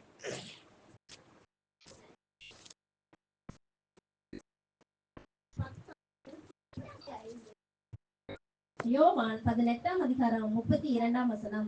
தாம் என்ன விதமான மரணமாய் மரிக்க போகிறோம் என்பதை குறித்து இயேசு குறிப்பாய் சொல்லியிருந்த வார்த்தை நிறைவேறத்தக்கதாக இப்படி சொன்னார்கள். 28 படிங்க, மன்னிக்கவும். 28ஆம் வசனம். அவர்கள் காய்பானிடத்திலிருந்து இயேசுவை தேசாதிபதியின் அரண்மனைக்கு கொண்டு போனார்கள். இது என்ன டைம்னு பாத்தீங்கன்னா காலையில 6 மணிக்கு. எந்த நாள் அப்பனா? காட்டி கொடுக்கப்பட்டது 14ஆம் தேதி ஆரம்ப சாயந்தரம். நல்ல கவனிங்க. 14ஆம் தேதி ஆரம்ப சாயந்தரத்துல ஆண்டவர் காட்டி கொடுக்கப்படுறார். சரிங்களா? அப்ப அன்னைக்கு நைட்டு என்ன பண்றாரு? கர்த்தருடைய பந்தி எல்லாம் முடிச்சுட்டு ஜெருசமனி தோட்டத்துக்கு போறார். அங்கேதான் காட்டி கொடுக்க போறார். ராத்திரி முழுக்க யாரு? பரிசேயர்கள், சதுசேயர்கள், பிரதான ஆசாரியர், காய்பா இவங்க முன்னாடி காரி துப்பப்பட்டு கோலால் அடிக்கப்பட்டு இதெல்லாம் பண்ண பிறகு இவர் சாவுக்கு ஏதுவானவருங்கிற மாதிரி ஒரு சில ஜட்ஜ்மெண்ட்லாம் இவங்களா எழுதி பிளாத்துக்கிட்ட 6 மணிக்கு காலையில 6 மணிக்கு கொண்டு போறாங்க. அப்படி கொண்டு போகும்போது இந்த வசனத்தை படிங்க. அவர்கள் காய்பானிடத்திலிருந்து இயேசுவை தேசாதிபதியின் அரண்மனைக்கு கொண்டு போனார்கள். அப்பொழுது விடியற் காலமாய் இருந்தது. காலையில ஏறக்குறைய 6 மணின்னு வச்சுக்கலாம். சரிங்களா? விடியற் காலம்னா 6 மணி. படிங்க. தீட்டுப்படாமல் பஸ்காவை புசிக்கத்தக்கதாக அவர்கள் தேசாதிபதியின் அரண்மனைக்குள் பிரவேசியாது இருந்தார்கள். பாருங்க, பஸ்காவை புசிப்பதற்கு தீட்டுப்படாமல் இருக்கணும்னா இவங்களுடைய பஸ்கா என்னைக்குன்னா அடுத்த நாள். அதுக்கு இந்த நாள்லயே அவங்க தயாராகணுங்கிறதுக்காக பஸ்காவை புசிப்பதுங்கிறது இவங்களுடைய பஸ்கா வந்து பேர் வந்து யூத பஸ்கான்னு பேரு. இது என்ன பஸ்கா? இதுக்கு பேரு அதுக்கு வேற ஒரு பேர் கொடுக்கணும்னா விடுதலை பஸ்கா. முழு இஸ்ரேலரும் 15ஆம் தேதி விடுதலை ஆனாங்கல்ல, அதை தான் அவங்க பஸ்காவா செய்வாங்க. சரிங்களா? இந்த பஸ்காவுக்கு ஆடு மட்டுமல்ல மாடையும் அடிப்பாங்க. கவனிங்க, ஆடு மட்டுமல்ல மாடையும் அடிப்பாங்க. இதுக்கு வசனம் பழைய ஏற்பாட்டுல இருக்கு 15ஆம் தேதி பஸ்காவுக்கு. சரிங்களா? அதனாலதான் இந்த 2 பஸ்கா இருக்கு. இதுல நம்ம குழம்பிடக்கூடாது. இதற்கு புதிய ஏற்பாட்டுல யூத பஸ்கான்னு பேர். ஆனா 14ஆம் தேதி பஸ்காவுக்கு ஒரு பேர் இருக்கு. அது என்னன்னு தெரியுமா? அங்கே சொன்னாரு, 12ஆம் அதிகாரத்துல சொன்னாரு, கடந்து போகுதலுக்குரிய யார் கடந்து போற பஸ்கா? அது 14ஆம் தேதியை கேட்கிறேன். கர்த்தருடைய பஸ்கா, கர்த்தர் கடந்து போகிற பஸ்கா அதாவது எகிப்து தேசத்துல ஒரு முனையிலேருந்து மறுமுனைக்கு கர்த்தருடைய தூதனானவர் கடந்து போவார். சங்கார தூதன் கடந்து போறது கர்த்தருடைய பஸ்கா. அது என்னைக்கு? 14. ஆனா 15ஆம் தேதி பஸ்காங்கிறது முழு இஸ்ரேலரும் எகிப்தை விட்டு அவங்க கடந்து போறது, வெளியே போறது. அவங்களும் பாஸ் ஓவர்னா என்ன அர்த்தங்க? வெளியேறுவது, கடந்து போவது, ஒரு இடத்துல இருந்து இன்னொரு இடத்துக்கு போவதுங்கிறதா பாஸ் ஓவர். அதுதான் பஸ்கா. சரிங்களா? இஸ்ரேலர் முழுவதும் 15ஆம் தேதி கடந்து போனாங்கன்னு எண்ணியாகமம் 33ல 3-4 வசனத்துல கிளியரா படிச்சிட்டோம். அன்னைக்குதான் 15ஆம் தேதி தான் அவங்க கடந்து போனது. சரிங்களா? அதுல எந்த சந்தேகமும் இல்லை. அதை தான் யூதர்கள் முதல் நூற்றாண்டுல பஸ்காவாக கொண்டாடினாங்க. அதுக்கு பேர் என்னது? 15ஆம் தேதி பஸ்காவுக்கு பேர் என்னன்னா விடுதலை பஸ்கான்னு சொல்லலாம், இல்லது யூதர்கள் பஸ்கான்னு சொல்லலாம். சரிங்களா? ஆனா அதுக்கு முந்தின ராத்திரியில அனுசரிக்கப்பட்டது என்ன பஸ்கா? கர்த்தருடைய பஸ்கா. 14ஆம் தேதி ஆரம்ப சாயந்தரம் என்ன பஸ்கா? தூங்கக்கூடாது. சரிங்களா? கர்த்தருடைய பஸ்கா. அது யாரை காப்பாற்றுவதற்கு? சரிங்களா? இவங்களை காப்பாற்றுறதுக்கான தலைச்சன்களுக்கு மட்டும்தான் அது. அது பழைய ஏற்பாட்டுல. புதிய ஏற்பாட்டுல தலைச்சன் யாரு?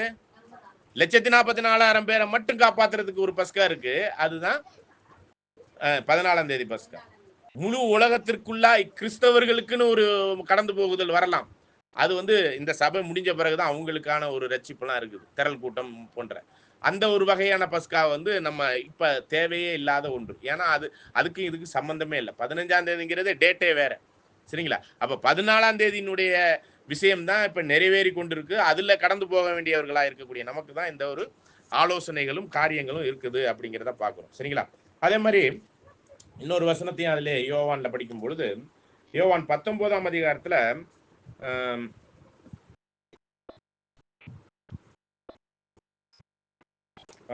31வது வசனத்தை வாசிங்க.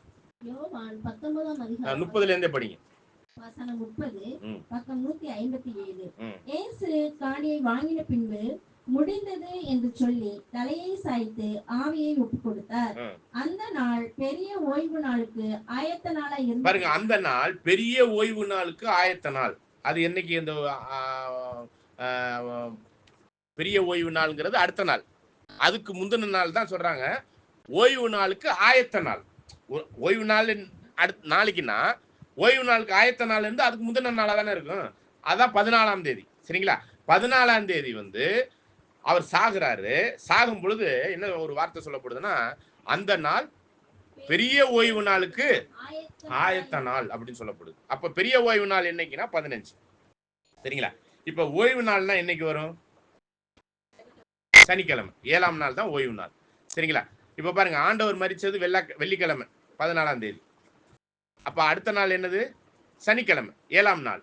7ஆம் நாளுங்கிறது நார்மலா ஒரு ஓய்வு நாள் தான். அது எப்பயுமே வாரம் வாரம் வரக்கூடிய ஓய்வு நாள் 7ஆம் நாள். அது இல்லாம இந்த 15ஆம் தேதி இருக்கு இல்லையா, 15ம் 21மே ஓய்வு நாள் தான். 15ம் 21மே என்ன நாள் தான்? ஓய்வு நாள் தான். இதை நம்ம வசனத்துல பார்த்தலாம். லேவியர் 23:4.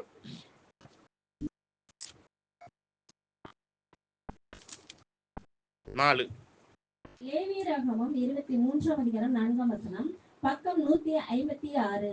சபை கூடி வந்து பரிசுத்தமாய் ஆசரிக்கும்படி நீங்கள் குறித்த காலத்தில் கூற வேண்டிய கர்த்தரின் பண்டிகைகளாவன. முதலாம் மாதம் 14ஆம் தேதி அந்தி நேரமாய் இருக்கிற வேளையிலே கர்த்தரின் பஸ்கா பண்டிகை. பஸ்கா பண்டிகை இல்ல, திரும்பவும் சொல்றேன், இந்த இடத்துல பண்டிகைங்கிற ஒரு வார்த்தை சேர்க்கப்பட்டிருக்கு மொழிபெயர்ப்புல. பஸ்கா மட்டும்தாங்க. தயவு செய்து அதை நீங்க அமெண்ட்மெண்ட் பண்ணிக்கங்க. சரிங்களா? இந்த 14ஆம் தேதி பஸ்கா பண்டிகை இல்ல, பஸ்கா மட்டும்தான். சரிங்களா? அது நீங்க ஒரிஜினல்ல போய் செக் பண்ணிட்டு அதுக்கப்புறம் நீங்க இதை பத்தி எதுவும் காரியம் இருந்துச்சுன்னா சொல்லுங்க. சரிங்களா? அப்ப 5வது வசனத்துல 14ஆம் தேதி பஸ்கா, கர்த்தருடைய பஸ்கா. சரிங்களா? இது யூத பஸ்கா இல்ல, கர்த்தருடைய பஸ்கா 14ஆம் தேதி. அது கிளியரா 14ஆம் தேதின்னு சொல்லியாச்சு. இப்ப 6வது வசனம் எதை சொல்லுதுன்னா 15ஆம் தேதியை பத்தி சொல்லுது. படிங்க. அந்த மாதம் 15ஆம் தேதியிலே கர்த்தருக்கு புளிப்பில்லாத அப்ப பண்டிகையுமாய் இருக்கும். 7 நாள் புளிப்பில்லா அப்பங்களை புசிக்க வேண்டும். முதலாம் நாள் உங்களுக்கு பரிசுத்தமான சபை கூடுதல்.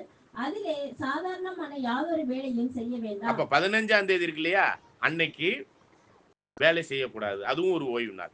புரியுதுங்களா? பாயிண்ட் புரியுதா? 15ஆம் தேதி 15ஆம் தேதிங்கிறது அதுவும் ஒரு ஓய்வு நாளா தான் அனுசரிக்கணும்னு சொல்லிட்டார். அதாவது 7ஆம் நாள் மாற வரக்கூடியது. இந்த பஸ்கா வரும்போது பஸ்கா 14னா 15ஆம் தேதி என்னது? அதுவும் ஒரு பரிசுத்த ஓய்வு நாளா நீங்க அது எந்த கிழமையில கூட வரலாம். ஆனா ஆண்டவர் மரிக்கும் போது மட்டும் அது சனிக்கிழமையிலே வந்துருச்சு. அதான் ஒரு ஆச்சரியம். சரிங்களா? அதாவது ஆண்டவர் மரிச்சது வெள்ளிக்கிழமை 6ஆம் நாள். 7ஆம் நாள்ங்கிறது அடுத்த நாள் வந்து ஓய்வு நாள்.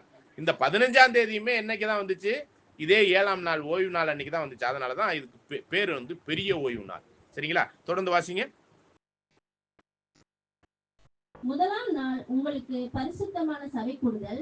அதிலே சாதாரணமாக யாதொரு வேலையும் செய்ய வேண்டாம். 7 நாளும் கர்த்தருக்கு தகன பலியிட வேண்டும். 7ஆம் நாள் பரிசுத்தமான சபை கூடுதல். அப்ப 7ஆம் நாளும் அதே ஓய்வு நாள். 21ஆம் தேதி ஓய்வு நாள் தான் இங்க சொல்லப்பட்டிருக்கு. சரிங்களா? அந்த 7ஆம் நாளை பத்தி அப்புறம் நம்ம பார்க்கலாம். ஆனா இங்க யோவான்ல சொல்லப்பட்டிருக்கிற இந்த வசனத்துல சொல்லப்பட்டிருந்துச்சு இல்லையா? எங்க 19ல 31ஆம் வசனம். படிங்க. அந்த நாள் பெரிய ஓய்வு நாள். அப்ப பெரிய ஓய்வு நாள்னா டபுள் ஓய்வு நாள். ஒன்னு சனிக்கிழமைங்கிற 7ஆம் நாள்ங்கிற ஓய்வு நாள் வந்துருச்சு. ஆண்டவர் மரித்த அடுத்த நாள். அடுத்தது 15ஆம் தேதிங்கிறதா விடுதலை பஸ்கான்னு பாக்குறோம், இல்லன்னா யூத பஸ்கா. அந்த 15ஆம் தேதியுமே என்னதான் ஓய்வு நாள் தான். அப்ப 2 ஓய்வு நாள் ஒரே நாள்ல வர்றதுனால அதுக்கு பேர் என்னன்னு பாத்தீங்கன்னா பெரிய ஓய்வு நாள். சரிங்களா? தொடர்ந்து வாசிங்க. அந்த நாள் யோவான் அந்த நாள் பெரிய ஓய்வு நாளுக்கு ஆயத்த நாளாய் இருந்தபடியினால் உடல்கள் அந்த ஓய்வு நாளிலே சிலுவைகளில் இராதபடிக்கு யூதர்கள் பிலாத்துவிடத்தில் போய் அவர்களுடைய கால் எலும்புகளை முறிக்கும்படிக்கும் உடல்களை எடுத்து போடும்படிக்கும் உத்தரவு கேட்டுக்கொண்டார்கள். 42 படிங்க. 42ஆம் வசனம். யூதருடைய ஆயத்த நாளாய் இருந்தபடினாலும் அந்த கல்லறை சமீபமாய் இருந்தபடினாலும் அவ்விடத்திலே இயேசுவை வைத்தார்கள். ஓகே. அப்ப இதுதான் என்னன்னு பாத்தீங்கன்னா பெரிய ஓய்வு நாள் அப்படிங்கிற அந்த ஆயத்த நாளுக்குரிய ஒரு விஷயமா 14ஆம் தேதி என்னப்படுகிறத பாக்குறோம். ஓகே. இப்ப நம்மளுக்கு என்ன புரிஞ்சிருக்கும்னா 14ஆம் தேதிங்கிற பஸ்கா வந்து முற்றிலுமே வீட்டுக்குள்ள அடிக்கணும். அந்த நிலைக்காலில் ரத்தம் தடவப்பட்டுச்சு. ஆனா இப்போ உள்ளவங்களாம் தடவுறாங்களாங்கிறது சரியா புரியல தெரியல. சரிங்களா? இப்போ உள்ள வழக்கங்கள். ஆனா அதை அடிச்சு சுட்டு சாப்பிடணும். புளிப்பில்ல அப்பத்தை சாப்பிடணும், கசப்பான கீரையும் சாப்பிடணுங்கிறது தான் 14ஆம் தேதி ஆரம்ப சாயந்தரத்தினுடைய இந்த பஸ்கா. இது யாருக்காக மட்டும் 14ஆம் தேதி? தலைச்சன் பிள்ளைகளை காப்பாற்றுவதற்கு. அதை அவர்கள் நினைவு கூறணும். சரிங்களா? ஓகே. இந்த 15ஆம் தேதி பஸ்காங்கிறது புளிப்பில்ல அப்ப பண்டிகை. இந்த 15ஆம் தேதி தான் இஸ்ரேலர்கள் எகிப்தை விட்டு என்ன பண்ணாங்க? வெளியில வந்த நாள். நல்லா புரிஞ்சுங்க. இப்ப இந்த வெளியில வந்த இந்த நாளையும் பஸ்கா பண்டிகையின் பஸ்காவாக கொண்டாடணும்னு சொல்லிட்டார். இதை எங்க சொல்லி இருக்கிறாருன்னு பாத்தீங்கன்னா உபாகமம் 16ஆம் அதிகாரம் 1ல இருந்து வாசிங்க. இதுல உள்ள ஒவ்வொரு வரியும் கவனிச்சீங்கன்னா தான் இதை வித்தியாசத்தை கண்டுபிடிக்க முடியும். சரிங்களா? இப்ப நம்ம படிக்க போறது வந்து யூத பஸ்கா அல்லது 15ஆம் தேதி பஸ்கா அல்லது இஸ்ரேலருடைய விடுதலை பஸ்கான்னு வச்சுக்கோங்க. சரிங்களா? இது வந்து கர்த்தருடைய பஸ்காங்கிறதுல கர்த்தருக்கு ஒப்புவிக்கிற பஸ்கான்னு வச்சுக்கலாம். சரிங்களா? தொடர்ந்து வாசிங்க. இப்ப 1ஆம் வசனம். ஆபிப் மாதமும் நீசான் மாதமும் ஒண்ணுதான். சரிங்களா? அதை கவனித்திருந்து அதில் உன் தேவனாகிய கர்த்தருக்கு பஸ்காவை ஆசரிக்க கடவாய். பஸ்காவை தேவனாகிய கர்த்தருக்கு பஸ்காவை அனுசரிக்கிறது. ஆனா இந்த இடத்துல எங்கேயுமே கர்த்தருடைய பஸ்கான்னு வராது. தேவனாகிய கர்த்தருக்கு உன்னுடைய பஸ்காவை நீ அனுசரி அப்படிங்கிறார். தொடர்ந்து வாசிங்க. ஆபிப் மாதத்திலே ராக்காலத்தில் உன் தேவனாகிய கர்த்தர் உன்னை எகிப்திலிருந்து புறப்பட பண்ணினாரே. ஓகே. இந்த ராக்காலங்கிறது என்ன தேதி? புறப்பட்ட தேதி 15 14 15. அதுதான் புறப்பட்ட அந்த நாளை சொல்றார் பர்டிகுலரா. திரும்ப படிங்க அந்த 2வது வசனத்தை. கர்த்தர் ஆபிப் மாதத்தை கவனித்திருந்து அதில் உன் தேவனாகிய கர்த்தருக்கு பஸ்காவை ஆசரிக்க கடவாய். ஆபிப் மாதத்திலே ராக்காலத்தில் உன் தேவனாகிய கர்த்தர் உன்னை எகிப்திலிருந்து புறப்பட பண்ணினாரே. ஓகே. எகிப்திலிருந்து புறப்பட பண்ணது நான் கேள்வி கேட்கறது கரெக்டா புரிஞ்சுட்டு பதில் சொல்லுங்க. புறப்பட பண்ணது 14 15. அப்ப புறப்பட பண்ண அந்த நாளை பர்டிகுலரா இங்க சொல்றாரு. என்ன தேதி இது? 15ஆம் தேதியிலே. இப்ப படிங்க. கர்த்தர் தமது நாமம் விளங்கும்படி தெரிந்து கொள்ளப்பட்ட ஸ்தானத்தில் உன் தேவனாகிய கர்த்தருக்கு பஸ்காவின் பலியாகிய ஆடு மாடுகளை பலியிடுவாயாக. பாருங்க, இந்த இடத்துல ஆடை மட்டும் தானே சொல்லணும். ஒருவேளை 14ஆம் தேதியா இருந்தா ஆடை மட்டும் தான் சொல்லியிருப்பார். இங்கே 15ஆம் தேதியா இருந்ததுனால தான் ஆடுகளையும் செய்யலாம், மாடுகளையும் பலி செலுத்தலாம். எங்க செலுத்தணும்? என்ன தெரிந்து கொண்ட ஸ்தானம்? பாருங்க, நல்லா கவனிங்க, திரும்ப படிங்க. கர்த்தர் தெரிந்து கொள்ளுகிற ஸ்தலத்துல படிங்க, திரும்ப படிங்க. அந்த ஒரு வார்த்தையை படிச்சீங்கன்னா நம்ம கண்டுபிடிக்கலாம். கர்த்தருடைய நாமம் விளங்கக்கூடிய அந்த இடத்துல தான் நீங்க இதை செய்யணும். பாத்தீங்களா? அப்ப ஆலயம் கட்டப்பட்டு, ஜெருசலேம் ஆலயம் கட்டப்பட்ட கர்த்தருடைய நாமம் விளங்கின அந்த தாவீதின் நகராகிய அந்த இடத்துல தான் நீங்க என்ன பண்ணணும்? இந்த பஸ்கா, எந்த பஸ்கா இது? இது என்ன 15ஆம் பஸ்காவினுடைய முக்கியத்துவம் எது? இஸ்ரேலர் முழு விடுதலை அடைஞ்சது. தலைச்சன் இல்ல, தலைச்சன் ஒரு நாள் முன்னாடியே விடுதலை அடைஞ்சிட்டாங்க. சரி, முழு இஸ்ரேலும் விடுதலை அடைந்த புறப்பட்ட அந்த பஸ்காவுக்கு கர்த்தருடைய நாமம் வழங்கக்கூடிய அந்த இடத்துல தான் இந்த பஸ்காவை செய்யணும். அப்பனா 40 வருஷம் பாலைவனத்துல இருந்தாங்களே, இதை பண்ணிருப்பாங்களா? சும்மா ஒரு கேள்வி. பண்ணிருக்க மாட்டாங்க. கர்த்தருடைய நாமம் விளங்கும் அந்த ஸ்தலம் அப்படின்னு சொல்லும் பொழுது அது எதுதான் சொல்லுது? தேவனுடைய ஆலயம், கர்த்தருடைய நகரம் என்று சொல்லப்படுகிற தாவீதின் நகரத்தை தான் சொல்லப்படுது. சரிங்களா? அங்கேதான் ஆலயம் கட்டப்பட்டது. சரிங்களா? அப்ப ஆசரிப்பு கூடாரம் ஒரு இடத்துல இல்லை, அது வாடு மாறிக்கிட்டே இருக்கு, போயிட்டே இருப்பாங்க. மேகம் மூவ்மெண்ட் ஆயிடுச்சுன்னா இவங்க ஆசரிப்பு கூடாரத்தெல்லாம் பெட்டி படுக்கையெல்லாம் போட்டு மூடி என்ன பண்ணணும்? தூக்கிட்டு கிளம்பணும். அங்கே டக்குன்னு ஆசரிப்பு கூடாரத்தை போடணும். இது வந்து நிரந்தரமற்ற ஒரு விஷயம். 40 வருஷமும் ஆறவே பண்ணல. எந்த பஸ்கா?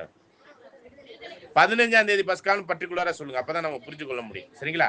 15ஆம் தேதி பஸ்காவை இஸ்ரேலர்கள் 40 வருஷமும் பாலைவன யாத்திரையில அறவே செய்யல. சரி, அப்ப கானானுக்கு போய் ஜோசுவா கூட்டிட்டு போய் சேர்த்துட்டார்ல, அப்ப செஞ்சாங்களான்னு பாத்தீங்கன்னா அப்பையும் செய்யல. ஏறக்குறைய 450 வருஷம் நியாயாதிபதிகள் காலம். சரிங்களா? ஜோசுவாவுக்கு அப்புறம் கடைசி நியாயாதிபதி யாரு தெரியுமா? சாமுவேல். எலியாவுக்கு அப்புறம் சாமுவேல் தான் கடைசி நியாயாதிபதி. அந்த 450 வருஷம் முடியும் பொழுது யார் வந்துடுறா? சாமுவேலுக்கு அப்புறம், நியாயாதிபதிக்கு அப்புறம் சவுல் ராஜா வர்றார். சவுல் ராஜாங்கத்திலேருந்து ஆரம்பிக்கிறதா ராஜாக்கள் காலம் 513 வருஷம் அது. சரிங்களா? அப்ப இந்த 450 வருஷமும் பண்ணல, இந்த 40 வருஷமும் பண்ணல.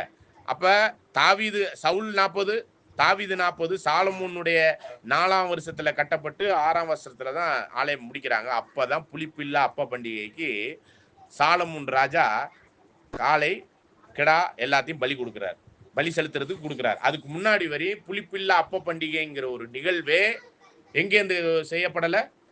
யாத்திரையாகமத்துல 12ஆம் அதிகாரத்துல சொல்லப்பட்டுச்சு ஒழிஞ்சு அதை உண்மையிலே செஞ்சது எங்கதான் பாத்தீங்கன்னா 40 வருஷமும் இல்ல, 450 வருஷம் நியாயாதிபதிகள் காலத்திலயும் இல்ல, ராஜாக்கள் காலத்துல ஒரு 80 வருஷம் கழிச்சுதான் சாலமோன் காலத்துல தான் இந்த புளிப்பில்லா அப்ப பண்டிகையை, பஸ்கா பண்டிகையை அவங்க ஆலயம் கட்டின பிறகு சாலமோன் இந்த ஆடு மாடுகள் எல்லாம் கொடுக்கிறார். புரியுதுங்களா?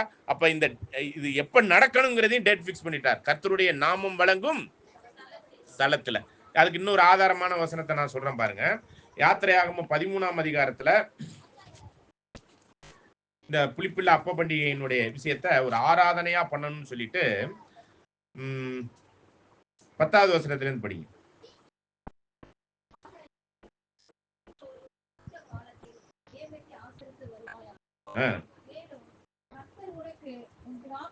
ஆணையிட்டபடியே உன்னை கானானியரின் தேசத்திலே வரப்பண்ணி அதை உனக்கு கொடுக்கும் போது கற்பம் திறந்து பிறக்கும் அனைத்தையும் உனக்கு இருக்கும் மிருக ஜீவன்களின் தலையீச்சு அனைத்தையும் கர்த்தருக்கு ஒப்பு கொடுப்பாயாக. ஓகே, அப்ப இது எங்க படிக்கணும்னா 5ஆம் வசனத்துல இருந்து படிங்க. ஓகே, இல்ல 4ஆம் வசனத்துல இருந்து படிங்க. 4ஆ? ஆபீப் மாதத்தின் இந்த நாளிலே நீங்கள் புறப்பட்டீர்கள். ஆபீப் மாதத்தின் இந்த நாள் அப்படின்னா எந்த நாள் அது? 15ஆம் தேதி இவங்க புறப்பட்டாங்க. சரிங்களா? புறப்பட்டீர்கள். படிங்க. கர்த்தர் உனக்கு கொடுப்பேன் என்று உன் பிதாக்களுக்கு ஆணையிட்டதும் பாலும் தேனும் ஓடுகிறதுமான தேசமாகிய கானானியர், ஏத்தியர், எமோரியர், லேவியர், எபூசியர் என்பவர்களுடைய தேசத்துக்கு உன்னை வரப்பண்ணும் காலத்தில். பாருங்க, எப்போ காலத்தில்? வரப்பண்ணும் காலத்தில். அப்ப எப்பதான் போய் சேர்ந்தாங்க? 40 வருஷம் கழிச்சு தான் போய் சேர்ந்தாங்க. வரப்பண்ணும் அந்த காலத்துல படிங்க. நீ இந்த மாதம் ஆபிப் மாதத்துல எந்த ஆராதனையை செய்வாயாக?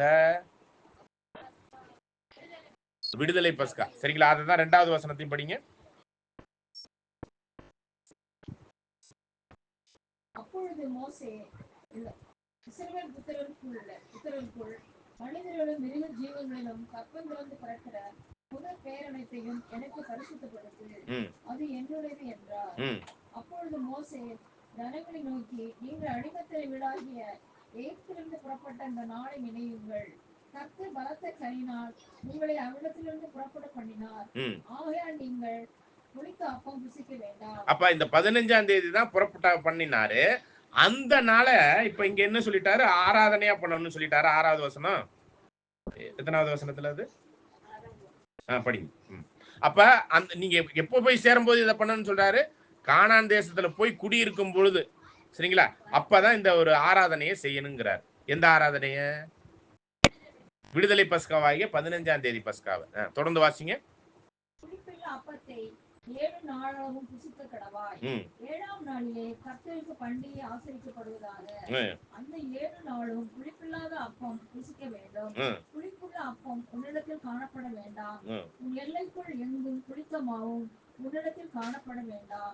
அந்நாளில் நீ உன் புத்திரனை நோக்கி, நான் எகிப்திலிருந்து புறப்படுகையில் கர்த்தர் எனக்கு செய்வதற்காக இப்படி நடப்பிக்கப்படுகிறது என்று சொல். அப்ப இந்த ஒரு ஆராதனை முறைமையை என்னைக்கு செய்யணும்னா 15ஆம் தேதியில அந்த நாளை 15ஆம் தேதிங்கிற அந்த நாளை பத்தி நீ உன் பிள்ளைகளுக்கு எல்லாம் சொல்லிக் கொடு அப்படின்ட்டார். இதை எப்படி செய்யணுங்கிறது தான் இப்ப உபாகமத்துல படிச்சோம். 16ஆம் அதிகாரத்துல படிங்க. திரும்ப 16ஆம் அதிகாரம் 1ல இருந்து 16ல 1ல இருந்து.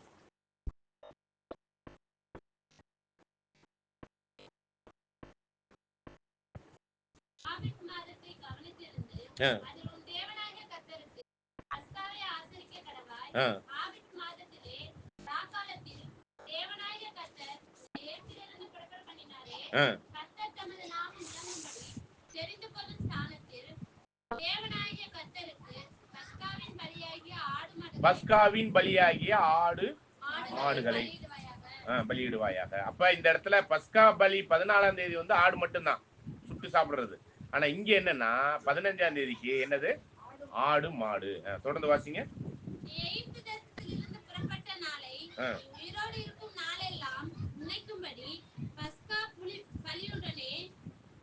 புளிப்புள்ள அப்பம் புசியாமல் சிறுமையின் அப்பமாகிய புளிப்பில்லாத அப்பங்களை 7 நாள் வரைக்கும் புசிக்க கடவாய். பாருங்க, 7 நாளைக்குமே இந்த புளிப்பில்லா அப்பத்தை நீ பண்ணணும், சாப்பிடணும்னு சொல்லிட்டார். தொடர்ந்து வாசிங்க. நீ தீவிரமா எகிப்து தேசத்திலிருந்து புறப்பட்டபடியினால் இப்படி செய்ய வேண்டும்.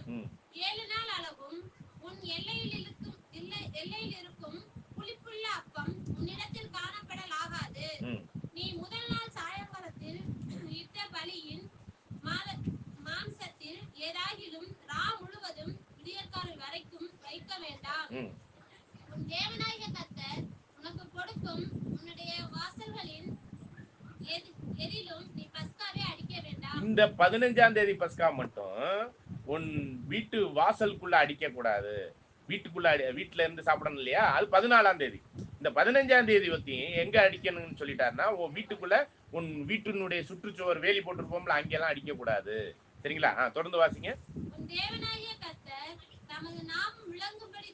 பாருங்க, அந்த நம்முடைய நாமம் விளங்கக்கூடிய இடம் எதுன்னு நம்ம பார்த்துட்டோம். அவங்களுடைய ஃபியூச்சர்ல சாலமோன் ஆலயம் கட்டணும் தான். அங்கதான் இதை பண்ணணுங்கிறது தெளிவா புரிஞ்சிருச்சு. தொடர்ந்து வாசிங்க.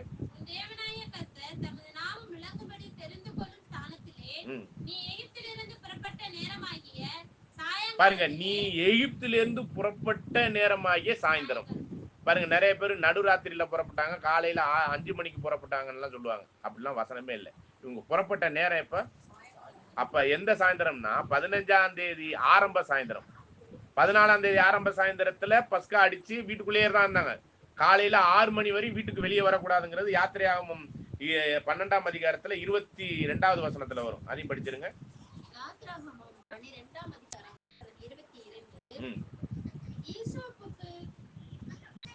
21 அப்படின்னா படிங்க. 21ஆம் வசனம்.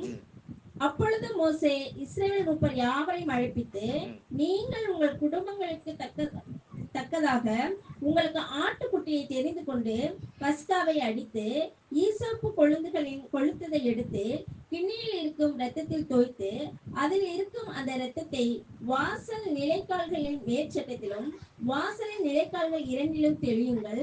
விடியற்காலம் வரைக்கும் உங்களில் ஒருவரும் வீட்டு வாசலை விட்டு புறப்பட வேண்டாம். பாத்தீங்களா, கிளியரா சொல்லிட்டாரு. 14ஆம் தேதி ஆரம்ப சாயந்தரம் 6 மணிக்கு அடிச்சு வீட்டுக்குள்ள போய் உட்கார்றவங்க விடியிற வரையும் வெளியில வரக்கூடாது. அவங்க எப்படி 14ஆம் தேதி ஆரம்ப சாயந்தரத்துல வீட்டுக்குள்ள போனவங்க நடுராத்திரியில செத்த பிறகு தலைச்சன் பிள்ளை அங்கே செத்து இருக்கும். இங்க எப்படி அவங்க எல்லாம் வெளியே வந்து 6 மணிக்குள்ள வெளியேறி இருப்பாங்க? அது வாய்ப்பே இல்லை. அது 15ஆம் தேதிங்கிறது அடுத்த நாள். ஆனா மோசையும் ஆரோனும் வெளியே வந்தாங்க. அதே நைட் மிட் நைட்ல தான் கூப்பிட்டு அனுப்புறாரு. நீ வாப்பான், முதல்ல நீ எங்க பிள்ளையெல்லாம் செத்துருச்சுன்னு சொல்றாரு. அப்ப 12 மணிக்கு மேல ஒரு 3 மணி 4 மணியா இருந்திருக்கலாம். 3 மணியை கூட வச்சுக்கோங்க. ஆனா மோசையும் ஆரோனும் தலைச்சன் இல்லை. நல்லா புரிஞ்சுக்கணும். மோசைக்கும் ஆரோனுக்கு முன்னாடி யார் பிறந்தது? மரியம். அதான் தலைச்சன். மரியத்துக்கு தான் அங்க பிரச்சனையை ஒழிஞ்சு மோசைக்கும் ஆரோனுக்கு பிரச்சனை இல்லை. புரியுதுங்களா? தலைச்சன் பிள்ளை சங்காரம் வேற, இங்க விடுதலை பஸ்காங்களுடைய விஷயம் வேறங்கிறதுக்காக சொல்ல வரேன். சரிங்களா? அப்ப இங்க வந்துடலாம் உபாகமத்துக்கு. அப்ப நீங்கள் புறப்பட்ட நேரமாகிய சாயங்காலத்திலே அந்த பஸ்காவை அடித்துனா 15ஆம் தேதி ஆரம்ப சாயந்தரத்துலதான் இந்த பஸ்கா, விடுதலை பஸ்கா, முழு இஸ்ரேல் எகிப்தை விட்டு விடுதலையான அந்த பஸ்காவை அடிக்கணும். தொடர்ந்து உபாகமத்துல வாசிங்க. விளங்கும்படி தெரிந்து கொள்ளும் ஸ்தானத்திலே நீ எகிப்திலிருந்து புறப்பட்ட நேரமாகிய சாயங்காலத்திலே சூரியன் அஸ்தமிக்கிற போது பஸ்காவை அடித்து உன் தேவனாகிய கர்த்தர் தெரிந்து கொண்ட ஸ்தானத்திலே, அதான் சாலமோன் ஆலயம் கட்டின பிறகு அந்த இடத்துல அப்படின்னு அர்த்தம். ஏறக்குறைய 400-500 வருஷங்களுக்கு அப்புறம் அதை பொரித்து புசித்து, அதை அதே மாதிரி பொரித்துன்னு போட்டிருக்கு. பொரித்துனாக்கி எண்ணெயில போட்டுங்கிறது அர்த்தம் இல்ல, அதே மாதிரி சுட்டுதான். சரிங்களா? மொழிபெயர்ப்புல பொரித்துன்னு போட்டிருக்கிறாங்க. ஓகே. பொரித்து புசித்து விடிய காலத்திலே உன் கூடாரங்களுக்கு திரும்பி போவாயாக. உன் கூடாரத்துக்கு இதெல்லாம் பொதுவான இடமாகி ஆலயத்துல செஞ்சு சாப்பிட்டுட்டு வீட்டுக்கு எப்ப போகணும்? கூடாரத்துக்கு விடிய காலத்துலதான் வரணும். அப்ப நைட்டு ஃபுல்லா எங்க இருக்கணும்? தேவாலயத்தில். அங்க அங்க இருந்துதான் இதை சுட்டு சாப்பிட்டுக்கிட்டு இருக்கணும். விடியற் காலம் மட்டும் வரக்கூடாது. இது வெளியில இருக்கிற மாதிரி இருக்கு. சரிங்களா? அப்ப முற்றிலுமே மாறுபட்ட பஸ்காவை இந்த இடத்துல 16ஆம் அதிகாரத்துல உபாகமம் 16ல 15ஆம் தேதி பஸ்காவை பத்தி, புறப்பட்ட அந்த விடுதலை பஸ்காவை பத்தி சொல்லிக்கிட்டு இருக்கிறாருங்கிறது தெளிவா நம்ம புரிஞ்சுக்கணும். அப்ப இதுல கொடுக்கப்பட்ட நியமனம் எல்லாம் பாருங்க. புறப்பட்ட நேரமாகிய 15ஆம் தேதி ஆரம்ப சாயந்தரம். இதுல ஆடு மாடுகள் சொல்றாரு. இதே நீங்க இன்னொரு வசனத்துல பாத்தீங்கன்னா என்னாகமம் 28ல 16வது வசனத்தை வாசிங்க.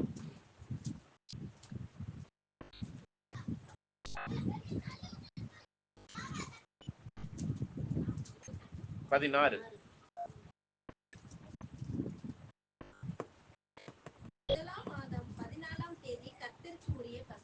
பாருங்க, 14ஆம் தேதி கர்த்தருக்குரிய பஸ்கா. ஆங்கிலத்துல பாத்தீங்கன்னா பாஸ்ஓவர் ஆஃப் லார்ட், கர்த்தருடைய பஸ்கா. சரிங்களா? தொடர்ந்து 17ஆம் வசனம். அந்த மாதம் 15ஆம் தேதி பண்டிகை நாள் 7 நாள் அளவும் புளிப்பில்லாத அப்பம் புசிக்க வேண்டும். அப்ப 15ஆம் தேதி அது ஒரு பஸ்காங்கிறத உபாகமம் 16ல பார்த்துட்டோம். அது புறப்பட்ட எகிப்திலிருந்து புறப்பட்ட பஸ்கா. அந்த பஸ்காவினுடைய காரியம் வந்து புளிப்பில்லா அப்ப பண்டிகையாக 7 நாளைக்கு. தொடர்ந்து வாசிங்க. முதலாம் நாளிலே பரிசுத்த சபை கூடுதல் இருக்க வேண்டும். அன்றைய தினம் சாதாரணமான யாதொரு வேலையும் செய்யலாகாது. அதான் அது 15ஆம் தேதி ஒரு ஓய்வு நாள். சரிங்களா? அப்பொழுது நீங்கள் கர்த்தருக்கு சர்வாங்க தகன பலியாக 2 காளைகளையும் 1 ஆட்டுக்கடாவையும் 1 வயதான பழுதற்ற 7 ஆட்டுக்குட்டிகளையும் பாருங்க. இந்த இடத்துல இந்த 15ஆம் தேதி பஸ்காவுக்குரிய நியமனத்துல ஆடு மாடுகள்லாம் இருக்குதுங்கிறது இந்த வசனமும் சொல்லிடுச்சு. 15ஆம் தேதி அததான் அங்க 16ஆம் அதிகாரத்துல உபாகமம் 16ஆம் அதிகாரத்துல கிளியரான சொல்லிட்டாரு. ஆடு மாடு எது வேணாலும் நீங்க பஸ்காவில அடிக்கலாம்னு சொன்னாரு. அப்ப இது 14ஆம் தேதி. இப்ப நான் கேள்வி கேட்க கொஞ்சம் நிதானமா பதில் சொல்லுங்க. 14ஆம் தேதி வீட்டுக்கு வெளியில பஸ்காவை அனுசரிக்கணுமா, வீட்டுக்குள்ளேயா? இல்ல, அனுசரிக்க வேண்டிய பஸ்கா வீட்டுக்குள்ளேயா வெளியிலையா? உள்ள. சரிங்களா? அததான் ஆண்டவர் ராபோஜனத்துல வீட்டுக்குள்ள மேல் வீட்டறையில வீட்டுக்குள்ள பண்ணார் 14ஆம் தேதி. சரிங்களா? இப்ப யூத பஸ்காவாகிய 15ஆம் தேதிக்குரிய ஒரு விஷயம் வீட்டுக்கு வெளியிலையா வீட்டுக்கு உள்ளேயா? வெளியில. விசேஷ விதமா கர்த்தருடைய நாமம் வழங்கும் தேவனுடைய ஆலயத்துல. சரிங்களா? இதை ஏன் இப்படி கேள்வி கேட்கிறேன்னா, தேவனுடைய ஆலயம் கட்டி தீர்ந்து முடிந்த பின் ஒரு பஸ்கா இருக்குது. நல்லா கவனிங்க.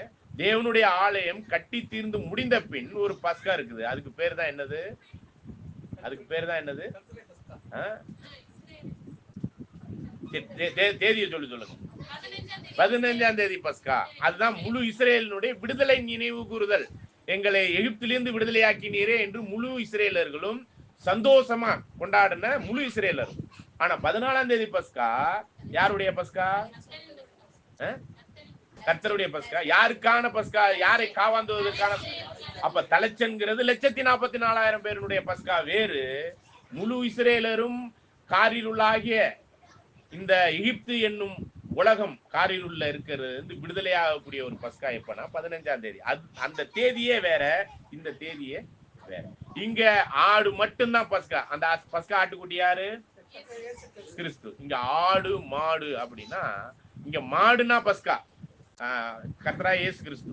மாடுனா கர்த்தராகிய இயேசு கிறிஸ்து. அதோட 15ஆம் தேதி பஸ்காவில் எதுவும் ஃபுல்ஃபில் ஆயிருக்கணும்னா ஆடும் இருக்கணும். ஆடு யாருக்கு அடையாளமா இருக்குன்னா, இந்த இடத்துல ஆடு மாடுங்கும் போது ஆடு யாருக்கு அடையாளம்னா சபைக்கு, காளை யாருக்கு அடையாளம்னா கிறிஸ்து. அப்ப நம்மளுடைய ஓட்டம் முடிந்து பலியெல்லாம் தீர்ந்தக்கூடிய அந்த தருணத்துல சபையும் பலியும் முடிஞ்ச பிறகுதான் இந்த முழு கிறிஸ்தவத்துக்கான விடுதலை பஸ்கா. புரியுதுங்களா? முழு, அதாவது எகிப்துங்கிறது அதனுடைய பேர் வந்து இருள்னு அர்த்தம். இந்த உலகம் என்னும் காரிருளில் இருந்து சத்திய வெளிச்சத்துல விடுதலையாகி வரக்கூடிய எல்லா கிறிஸ்தவர்களுக்கும் ஒரு ஒரு கடந்து போகுதலுக்குரிய ஒரு விஷயம் இருக்குது. அது எப்பனா இந்த 1,44,000 பேர் முடியாத வரையும் அவங்களுக்கு அந்த பஸ்கா இல்லை, அறவே இல்லை. இன்னைக்கு முழு கிறிஸ்தவமும் அதை தப்பா கொண்டாடிக்கிட்டு இருக்கு இல்லையா? தினந்தோறும் வாரத்தின் முதல் நாள்ல, மாசத்தின் முதல் ஞாயிற்றுக்கிழமை, இது எல்லாமே தப்பா பண்ணி, ஏன்னா அவங்களுக்கு தெரியல. ஏன்னா இப்படிப்பட்ட ஒரு தலைச்சன் பஸ்கா இருக்குதுங்கிறது முதல் நூற்றாண்டுல எசனேயர்னு ஒரு குரூப் மட்டும்தான் இதை பண்ணிக்கிட்டு இருந்தாங்க. யோவான் ஸ்நானகனும் அந்த எசனேயர்ல ஒருத்தர். அவங்க மட்டும்தான் இதை இந்த மாதிரியான 14ஆம் தேதி பஸ்காவை பண்ணாங்க. 15ஆம் தேதி பஸ்காவை தான் யூதர்கள் எல்லாரும் பண்ணது. முழு இஸ்ரேலும் விடுதலை அடைஞ்சதுல அதை பெரும் விதமா கொண்டாடினது அது 15. ஆனா 14ங்கிறது எண்ணிய தலைச்சன் பிள்ளைகள் மட்டும் தானே பண்ணிக்கிட்டு இருந்திருப்பாங்க. அது எண்ணிய சிலர் மட்டுமே அதை பண்ணதுனாலதான் இது யாருக்குமே தெரியாம போச்சு. எந்த பஸ்கா எதுக்கு?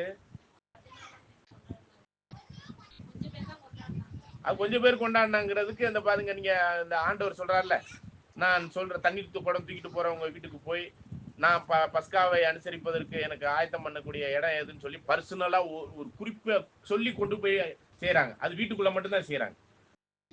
அதுதான் மறைக்கப்பட்டாச்சு. நம்மளுக்கு பாக்குறோம், முழு கிறிஸ்தவத்துக்குமே தெரியாது இது. சரிங்களா?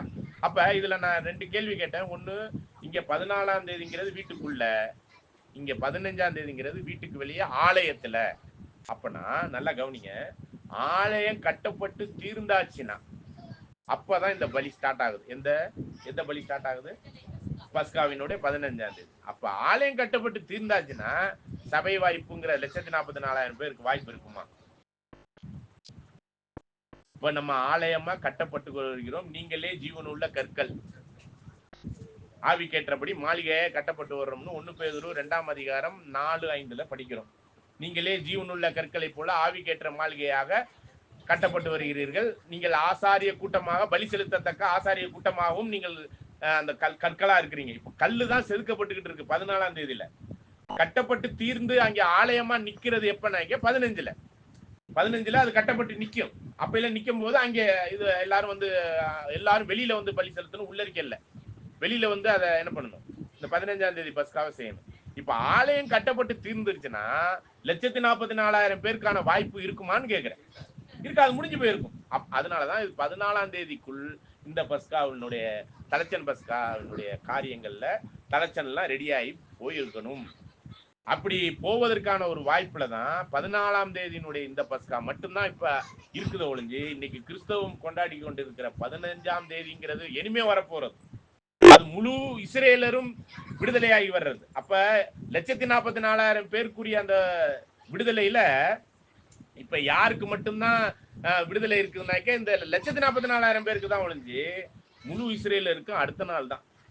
அப்ப முழு இஸ்ரேலுங்கிறது தேவனுடைய வீடு தான், தேவனுடைய ஜனங்கள் தான். ஆனா அவங்க இந்த காலகட்டத்துக்கு யாராக அடையாளப்படுத்தப்படுறாங்கன்னா இந்த முழு கிறிஸ்தவத்தை அடையாளப்படுத்தலாம். ஏன்னா இந்த உலகம் என்னும் காரிருள்ல இருந்து விடுதலையாகி கிறிஸ்தவத்துக்குள்ள வந்தவங்க எல்லாம் தேவனுடைய ஜனங்கள்னு சொல்லலாம். ஆனா தெளிவற்ற புத்தி இல்லாத கன்னியர்கள் போன்று, கலப்பையின் மேல் கை வைத்து பின்வாங்குறவங்க போன்று, கோபுரம் கட்டுறதுக்கு போட்டுட்டு அத்திவாரத்தை போட்டுட்டு இனிமே எப்படி கட்டுறதுன்னு யோசிக்கிறவங்க மாதிரி இருமனம் உள்ளவர்களாய் உலகத்துல வாழ்றதா சத்தியத்துல வாழ்றதான்னு இது மாதிரி எல்லாம் தடுமாற்றத்துல இருக்கிறவங்க இந்த குரூப் எல்லாமே அவங்களுக்கு பேர் தான் என்னன்னா திரள் கூட்டம். இந்த குரூப்புக்கான பஸ்கா இப்ப இல்லை. அது இப்ப நம்ம எந்த இதுக்கு நம்ம பயணம் ஆகிட்டு இருக்கிறோம்? இஸ்ரேல் ஜனங்கள் எந்த இடத்துக்கு பயணம் ஆகிட்டு இருந்தாங்க? எகிப்துல இருந்து எங்க போறதுக்கு ரெடி ஆகி போனாங்க? கானான். இப்ப கானான்ங்கிறது ஆவிக்குரிய ரீதியில எது? பரலோகம். இப்போ பரலோகம் போக வேண்டிய கானானுக்குரியவர்கள் ரெடியாகி முடிஞ்சாதான் அந்த பயணம் தான் இப்ப நடந்துகிட்டு இருக்கு. அதுவும் போய் சேர்ந்து செட்டில் ஆன பிறகுதான் இங்க ஆலயம் பிரம்மாண்டமா கட்டப்பட்டிருக்கும். அப்ப அந்த ஆலயம் யாரு? அப்ப பஸ்காங்கிற ஒரு ஆலயத்துக்குரிய அந்த பஸ்காக்குரிய ஆலயம் கட்டப்பட்டு தீர்ந்தாச்சுனாலே தலைச்சன் பஸ்கா முடிஞ்சிரும். அதுக்கப்புறம் தான் எந்த பஸ்கா ஸ்டார்ட் ஆகும்? அது யாருக்கானதுன்னா திரள் கூட்டத்துக்குரியது. சரிங்களா? இப்படி விடுதலை ஆகும் போதுதான் திரள் கூட்டத்தினுடைய ரட்சிப்பு ஈக்குவலா நடக்கும் பொழுதுதான் இன்னொரு சம்பவம் நடக்கும். அது என்னன்னு பாருங்க. யாத்திரையாகமும் 13ஆம் அதிகாரம்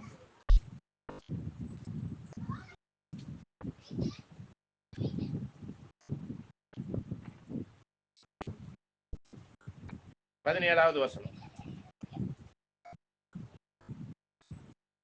பார்வோன் ஜனங்களை போகவிட்ட பின் ஜனங்கள் யுத்தத்தை கண்டால் மனமடிந்து எகிப்துக்கு திரும்பி போவார்கள் என்று சொல்லி பெலிஸ்தேரின் தேசம் வழியாய் போவது சபிமமானாலும் தேவன் அவர்களை அந்த வழியை நடத்தாமல் சிவந்த சமுத்திரத்தின் வனாந்திர வழியாய் ஜனங்களை சுற்றி போக பண்ணினார். இஸ்ரவேல் புத்திரர் எகிப்து தேசத்திலிருந்து அணி அணியாய் புறப்பட்டு போனார்கள். பாருங்க, அணி அணியா அப்படியே புறப்பட்டு போக ஆரம்பிச்சு போயிட்டே இருக்கிறாங்க. பாருங்க, 6 லட்சம் பேர் ஆண்கள் மட்டும்னாக்க மொத்தம் அவங்க ஒய்ஃப் ஒருத்தர 6 லட்சம் பெண்கள் 30 வயசுக்கு மேலப்பட்ட. அப்ப 12 லட்சம். ஒவ்வொரு வீட்லயும் 2 பிள்ளைகள்னாக்க நான் குறைச்சி எஸ்டிமேட் சொல்றேன், 24 லட்சம் பேர் எகிப்துல இருந்து புறப்பட்டு போயிருக்காங்க. 70 பேரா வந்தவங்க. சரிங்களா? 200 வருஷத்துக்கு முன்னாடி எகிப்துக்கு வந்தவங்க 196 வருஷம் இங்க வாழ்ந்துருக்கிறாங்க. 98 வருஷம் 430 வருஷம் கழிச்சு வெளியே போறாங்க இல்லையா? இப்படி போகும்போது 24 லட்சம் பேர் குறைஞ்சது, பிள்ளைகள்லாம் சேர்த்து. அப்படி அணி அணியா போனாங்கன்னா இப்ப நீங்க சும்மா யோசிச்சு பாருங்க. ஒரு ஆள் கடக்கிறதுக்கு ஒரு வினாடின்னு வச்சுக்கோங்களேன், ஒரு இடத்துல இப்படி கடந்து போறது. அப்ப அவங்க அணி அணியா போனாங்கன்னா ஒரு 100 பேரா கடந்து போனதா கூட வச்சுக்குவோம்.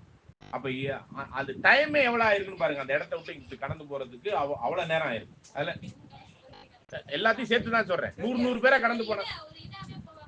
அப்ப அத நீங்க 24 லட்சத்தை 100ஆல வகுங்க. 2 ஜீரோ கட் பண்ணிக்கங்க. எவ்வளவு வருது? 24,000. சரிங்களா? 24,000 வினாடினா அதுல எத்தனை நிமிஷம் இருக்கு? 60 அப்படியே வகுங்க.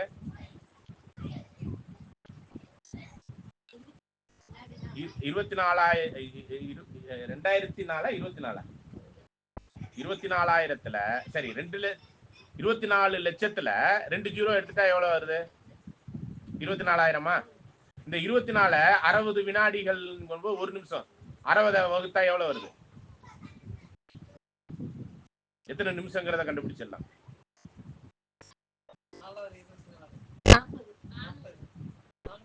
400 நிமிஷம். அப்ப 400 நிமிஷம்னா 400 நிமிஷங்கிறது 60ஆல திரும்ப வகுத்தீங்கன்னா எத்தனை மணி நேரம் ஆயிருக்கும் எகிப்தை விட்டு கடக்கிறதுன்னு தெரியும். 400 நிமிஷம் டிவைடட் பை 60 போடுங்க. 6.6 மணி நேரம் ஆயிருக்கும் எகிப்தை விட்டு ஃபுல்லா வெளியேறி முடியறது. அப்ப அதனாலதான் அவங்க எகிப்துல சாயந்தரம் 6 மணிக்கு வெளியேற ஆரம்பிச்சவங்க நைட் ஃபுல்லா அந்த நிலவு வெளிச்சம் பிரைட்டா இருந்திருக்கும். 12 மணி வரையும் அந்த நாட்டை விட்டு கடந்திருக்காங்க. அதெல்லாம் ராத்திரி ஃபுல்லா அவங்க கடந்து போனது, எகிப்தை விட்டு வெளியேறினது. சரிங்களா? இப்படி வெளியேறும் பொழுதுதான் எல்லாம் அணி அணியா வெளியேறதுக்கே 6 மணி நேரம் ஆயிருக்கும். நான் 100 பேர் ஒரு வரிசையில நின்று கடந்து போனதுக்கு சொன்னேன். அவங்க எத்தனை அணி அணியா போனாங்கிறது எனக்கு தெரியாது. சரிங்களா? இப்ப பாருங்க, அது அப்படி கடந்து போகும்போது ஒரு விஷயம் நடக்குது. என்னன்னு பாருங்க. இது 15ஆம் தேதி நடக்குது. படி.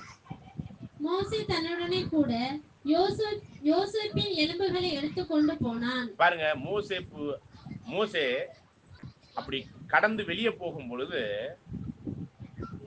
யோசேப்பினுடைய எலும்பையும் எடுத்துக்கிட்டு போனாரு அப்படின்னு சொல்லப்படுது. சரிங்களா? இப்ப இது எதுக்கு அடையாளமா இருக்கு ஆவிக்குரிய ரீதியில அப்படிங்கும்போது 14ஆம் தேதி தலைச்சன் பஸ்கா 1,44,000 பேருடைய விடுதலை.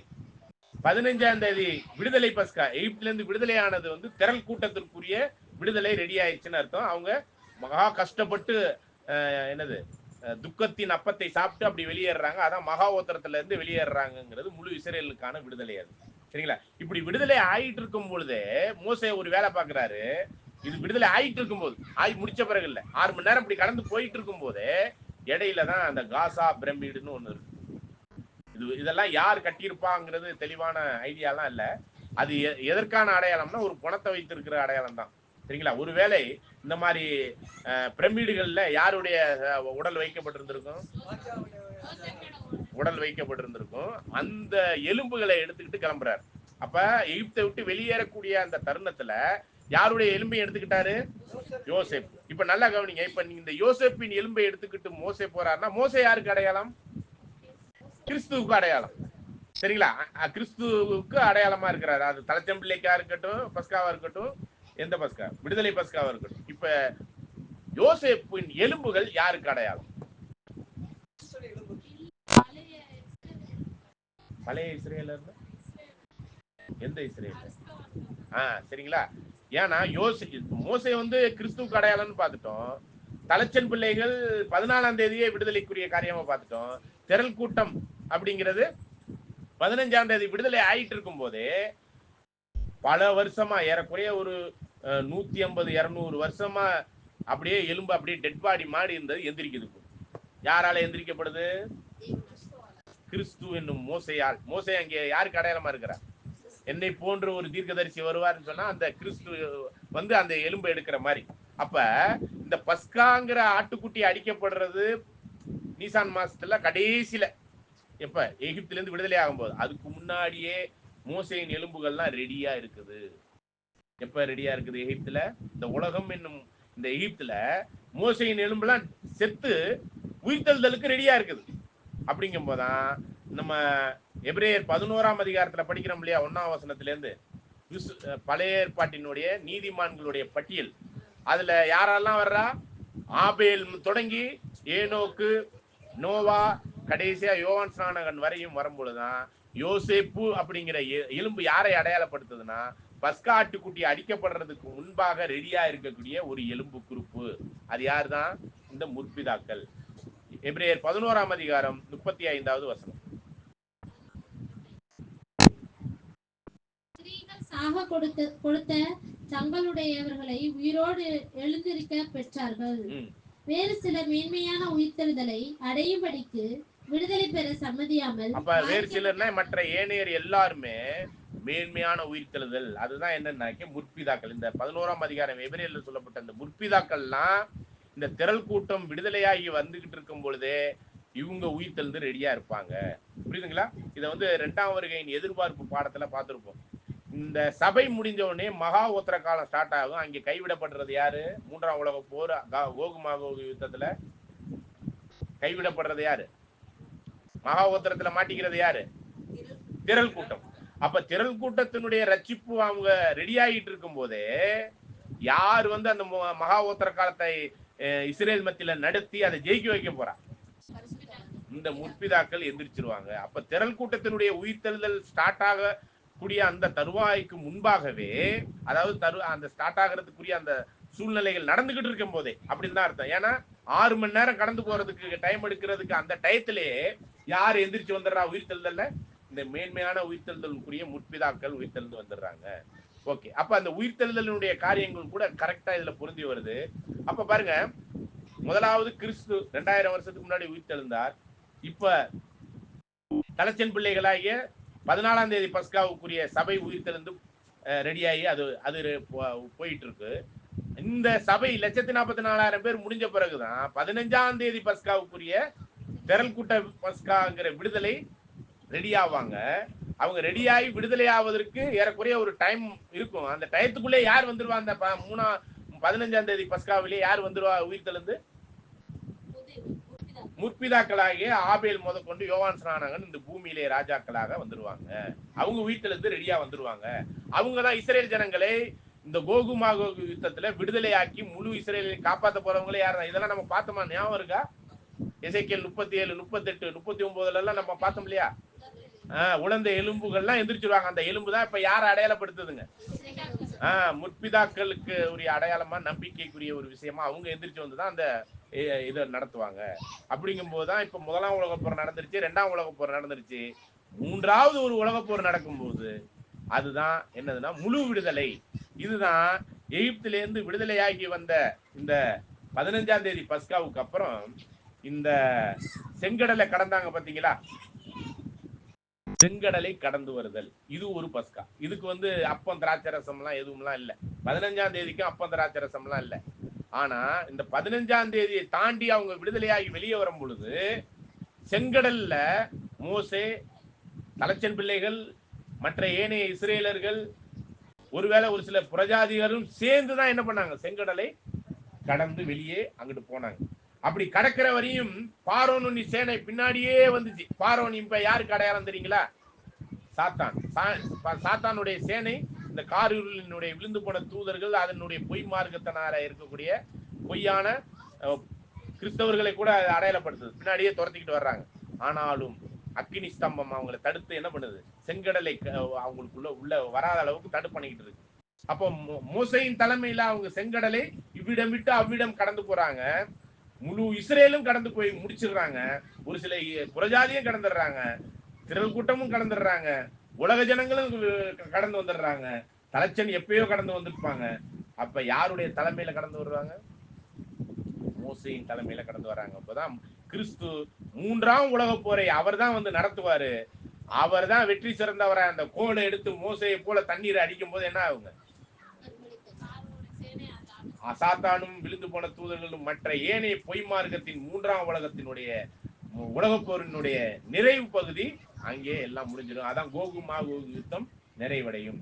அப்படிங்கும் போதுதான் இந்த செங்கடலை கடக்கக்கூடிய இந்த ஒரு விஷயத்துலதான் என்ன நடக்குதுன்னா, இந்த செங்கடலை கடக்கிறதுக்கு முன்னாடி ஒரு கோல் நாள் அடிச்சு அங்க கடல் 2 பிரியுது பாத்தீங்களா? அப்ப அதுதான் என்னன்னா, இங்கிட்டு தண்ணி இங்கிட்டு தண்ணி. இது முதல் உலகப் போர், 2ஆம் உலகப் போர். இதுக்கு நடுவுல இப்ப நம்ம பயணம் ஆகிட்டு இருக்கிறோம். இப்போ கடைசியில பயணம் ஆகிட்டு இருக்கிறோம். நம்ம முழுவதும் கடந்து போயிட்டா 3வது உலகப் போர். அப்படிங்கிறப்ப கிறிஸ்து அப்படிங்கிற மோசையின் அடையாளமா இருக்கிற கிறிஸ்து அந்த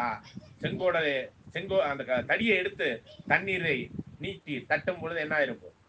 இந்த 2 உலகப் போர் இருக்கு இல்லையா? முதலாம் உலகப் போர், 2ஆம் உலகப் போரினுடைய பேராபத்து 3ஆம் உலகப் போர்ல 2 சேர்த்துக்கிட்டு அடிக்கும். முழு 2ஆம் உலகத்திற்குரிய சாத்தானுடைய ஆளுகையும் மற்ற ஏனைய பொய் மார்க்கத்தின் ஆளுகையும் பொருளாதார, அரசியல், மத, எல்லா சமுதாய ரீதியான கொள்கைகளுக்கு முழு தீர்வு எப்பதான் நடக்கும்னா இந்த 3ஆம் உலகப் போர் நடந்து முடியும் பொழுதுதான். அது யாருடைய தலைமையில தான் நடக்க போகுது? கிறிஸ்து 2ஆம் வருகையில் ஆல்ரெடி வந்திருக்கிறார்னு நம்ம பாடம் பார்த்துட்டோம். வந்திருந்து அந்த 1000 வருட அரசாட்சியில தான் இந்த 3 உலகப் போருமே நடக்குங்கிறதையும் பார்த்துட்டோம். ஆக இந்த காரியத்துல நம்ம இந்த 3 வகையான கடந்து போகுதலுக்குள்ளாக இருக்குது. இப்ப இதுவரையும் எந்த கடந்து போகுதல் முடியல? செங்கடல்கிட்டே வரல. அதான் 3ஆம் உலகப் போர். ஆனா இப்ப எதுகிட்ட நெருங்கிட்டோம்னு பாத்தீங்கன்னா, 15ஆம் தேதிக்குரிய ஒரு விஷயம்லாம் ஆல்மோஸ்ட் நெருங்கிட்டோம். இன்னும் தலைச்சன் பிள்ளைகள் இன்னும் 1-2 ரெடி ஆகாம இருக்கு. அதுக்கான பெண்டிங்ல தான் இந்த பஸ்காவானது போயிட்டு இருக்கு, இழுத்துக்கிட்டு இருக்கு. எப்படா வருவோம். இந்த கிளாஸ் நடக்குதுனால எதுக்குன்னா, இந்த 14ஆம் தேதி பஸ்கா எப்போ முடியுங்கிற ஒரு கேள்விக்கான ஒரு பதில் தான். சரிங்களா? அந்த பதிலை கொடுக்க வேண்டியவர்களா இந்த கர்த்தருடைய பந்தியை நாம் சிறப்பாக அனுசரித்து வருஷந்தோறும் இதை அந்த நாளிலே அனுசரித்து தேவ நீதி என்ன சொல்லுதோ அதுக்கு கீழ்ப்படிந்து நம்ம சுய சித்தத்தை நம்ம மைண்ட்ல உள்ளதெல்லாம் கொண்டாந்து இங்க பூத்தக்கூடாது. தினந்தோறும் திருப்பலி எல்லாம் பண்ணவே கூடாது. அது பாலாக்கும் அருவருப்புன்றார். அன்றாட பலி எதுங்க? ரோமர் 12:1 படிங்க. அதுதான் அன்றாட பலி. தினந்தோறும் நம்மளை படிங்க.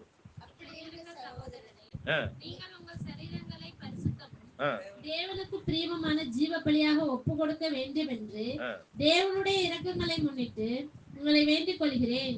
இதுவே நீங்கள் செய்யத்தக்க புத்தியுள்ள ஆராதனை. நம்மளுடைய ஜீவியத்துல கர்த்தருக்கும் சத்தியத்திற்கும் அந்த ஜீவியத்திற்கும் உடைய பலிகளாக நம்ம வாழக்கூடிய ஒவ்வொரு வாழ்க்கையினுடைய அணுகுமுறைகளும் அது காணிக்கையாகவும் பலியாகவும் செலுத்தப்படுது. சரிங்களா? அப்ப நம்மளுடைய ஜீவியம் எல்லாம் தேவனுக்கேற்ற பலியாக, ஜீவ பலியாக, பரிசுத்த பலியாக செலுத்தணும். அந்த பலி நிறைவடையும் பொழுது சபை நிறைவடைந்து விடும். அப்படி நிறைவடையக்கூடிய அந்த கடைசி 1-2 தான் புறக்கப்பட்டுக்கிட்டு இருக்கு. இப்ப ஆதனூர்ல 1-2 புறக்கப்பட்டுக்கிட்டு இருக்கு. அப்படி புறக்கப்பட்டுச்சுன்னா சபை முடிஞ்சிடலாம். ஓகே. ஆக அந்த நிறைவு பகுதிக்குள்ளாக வாழ்ந்து கொண்டிருக்கிற நமக்கு எப்ப இந்த 3ஆம் உலகப் போர் வரும்னே தெரியல. பாருங்க, ஒவ்வொரு யுத்தமும் அப்படியே இஸ்ரேலை மையப்படுத்தி தான் பெரிய மாதிரி மாறுது. அப்படியே க்ளோஸ் பண்ணிக்கிட்டு இருக்கிறார். இன்னும் என் ஆளுங்க என்ன ரெடி ஆகல, கொஞ்சம் பொறுமையா இருந்து இந்த யுத்தத்தை 3ஆம் உலகப் போர் இன்னும் ஸ்டார்ட் ஆகாம இருக்குதுன்னா ஆல்ரெடி ஸ்டார்ட் ஆகிருக்குது. ஆனா இதை ஸ்டார்ட் முடிக்கிறதுக்குரிய ஜனங்கள் இன்னும் ரெடி ஆகாதனால அப்படியே தள்ளி போட்டுக்கிட்டு இருக்கிறார். ஒவ்வொரு போரினுடைய விஷயமும் இஸ்ரேலை மையப்படுத்தி தான் வருது பாருங்க. ஆனா என்ன ஆக மாட்டேங்குதுன்னா அந்த 3ஆம் உலகப் போரா பிரகடமான ஒரு உலகப் போரா வரமாட்டேங்குது. காரணம் யார் தெரியுமா? இங்க உட்கார்ந்து இருக்கிற நம்ம தான். நம்ம ரெடியாகி சபையாயிட்டோம்னா அது எப்பயே முடிஞ்சிருக்கும். உலகத்துக்கும் ஆசீர்வாதம் போயிருக்கும், செங்கடலையும் கடந்து வந்திருப்பாங்க.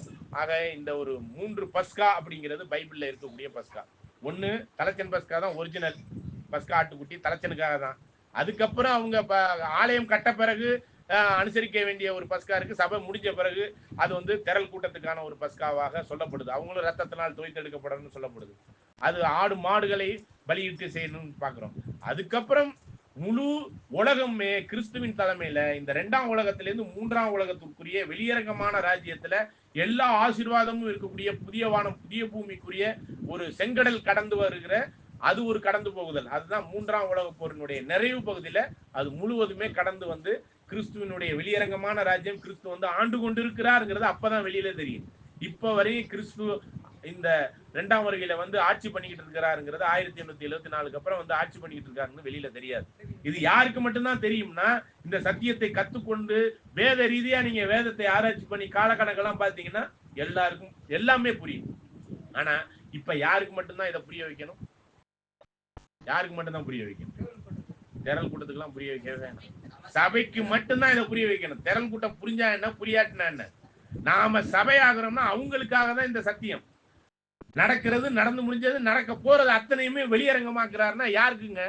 அவருடைய தீர்க்கதரிசிகளாகிய ஊழியக்காரர்களுக்கு அவருடைய ரகசியத்தை சொல்லாம ஒரு காரியத்தையும் செய்ய மாட்டாராம். இந்த ரகசியத்தெல்லாம் நம்ம எல்லாம் ஒரு மண்ணும் குப்பையும் ஒரு மரமண்டையில ஒண்ணுமே ஏற மாட்டேங்குது அப்படி இருந்து ஏதோ புரிய வைக்கிறாருல, கொஞ்சம் மனுஷன் புரிய வச்சிருக்காரா இல்லைங்களா? அப்பனா தேவனுடைய மைண்ட் நம்மளுக்குள்ள வந்து இதெல்லாம் புரிய வைக்குது. தேவனுடைய ஆவிதான் இதை செயல்படுத்துது.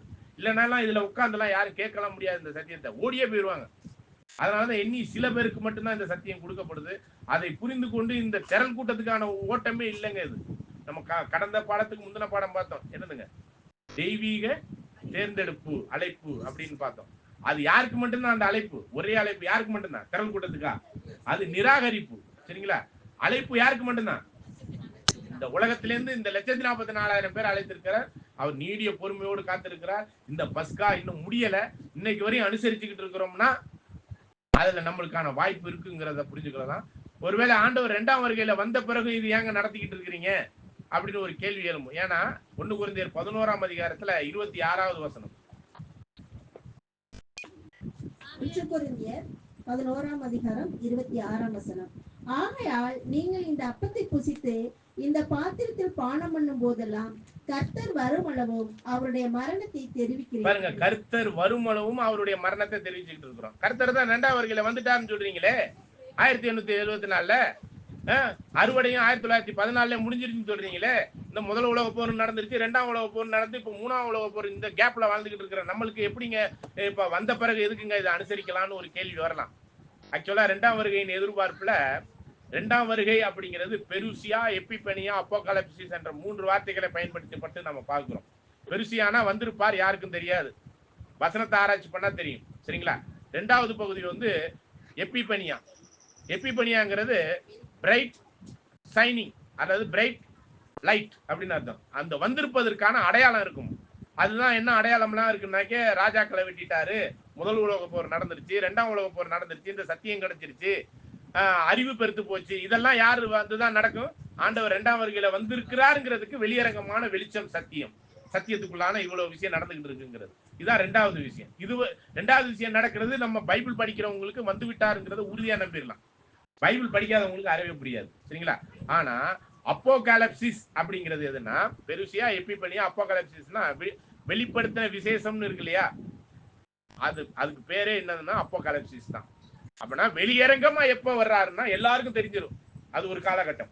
அது எப்பனாக்க இந்த சபை முடிஞ்சு திரள் கூட்டம் மகாவத்திரத்துல போய் முற்பிதாக்கள் எந்திரிச்சு இந்த 3ஆம் உலகப் போர் முடியும் பாருங்க, கோகுமாக யுத்தம். அப்பதான் வெளியரங்கமான ஒரு ராஜ்யம் எல்லாருக்கும் தெரியும், கிறிஸ்து வந்து இதெல்லாம் பண்ணிக்கிட்டு இருக்காருங்கிறது வெளியரங்கம். இது 3 ஸ்டேஜ தாண்டணும். எது? ஆண்டவருடைய 2ஆம் வருகை. ஆனா இந்த இடத்துல சொல்லப்பட்டிருக்கிறது என்னன்னா, இந்த 3 வார்த்தையும் இல்ல. பெருசியா, எபிபனியா, அப்போகாலிப்சிஸ் என்ற 3 வார்த்தையும் இல்ல. எக்ரோமாய் அப்படிங்கிற கிரேக்க பதம் பயன்படுத்தி இருக்கு. எக்ரோமாய் அப்படின்னா கிரேக்க பதத்தினுடைய அர்த்தம் என்னன்னா, அவரோடு சேரும் அளவும் அல்லது அவர் நம்மோடு நேரடியாக வந்து காணும் அளவும் அர்த்தம். அப்ப சபை நேரடியாக அவரிடத்துல சேர்றது எப்பதான்? எல்லாம் 1,44,000 பேரும் போய் சேர்ற வரைக்கும் இந்த கர்த்தருடைய பந்தியை அனுசரிக்கும்.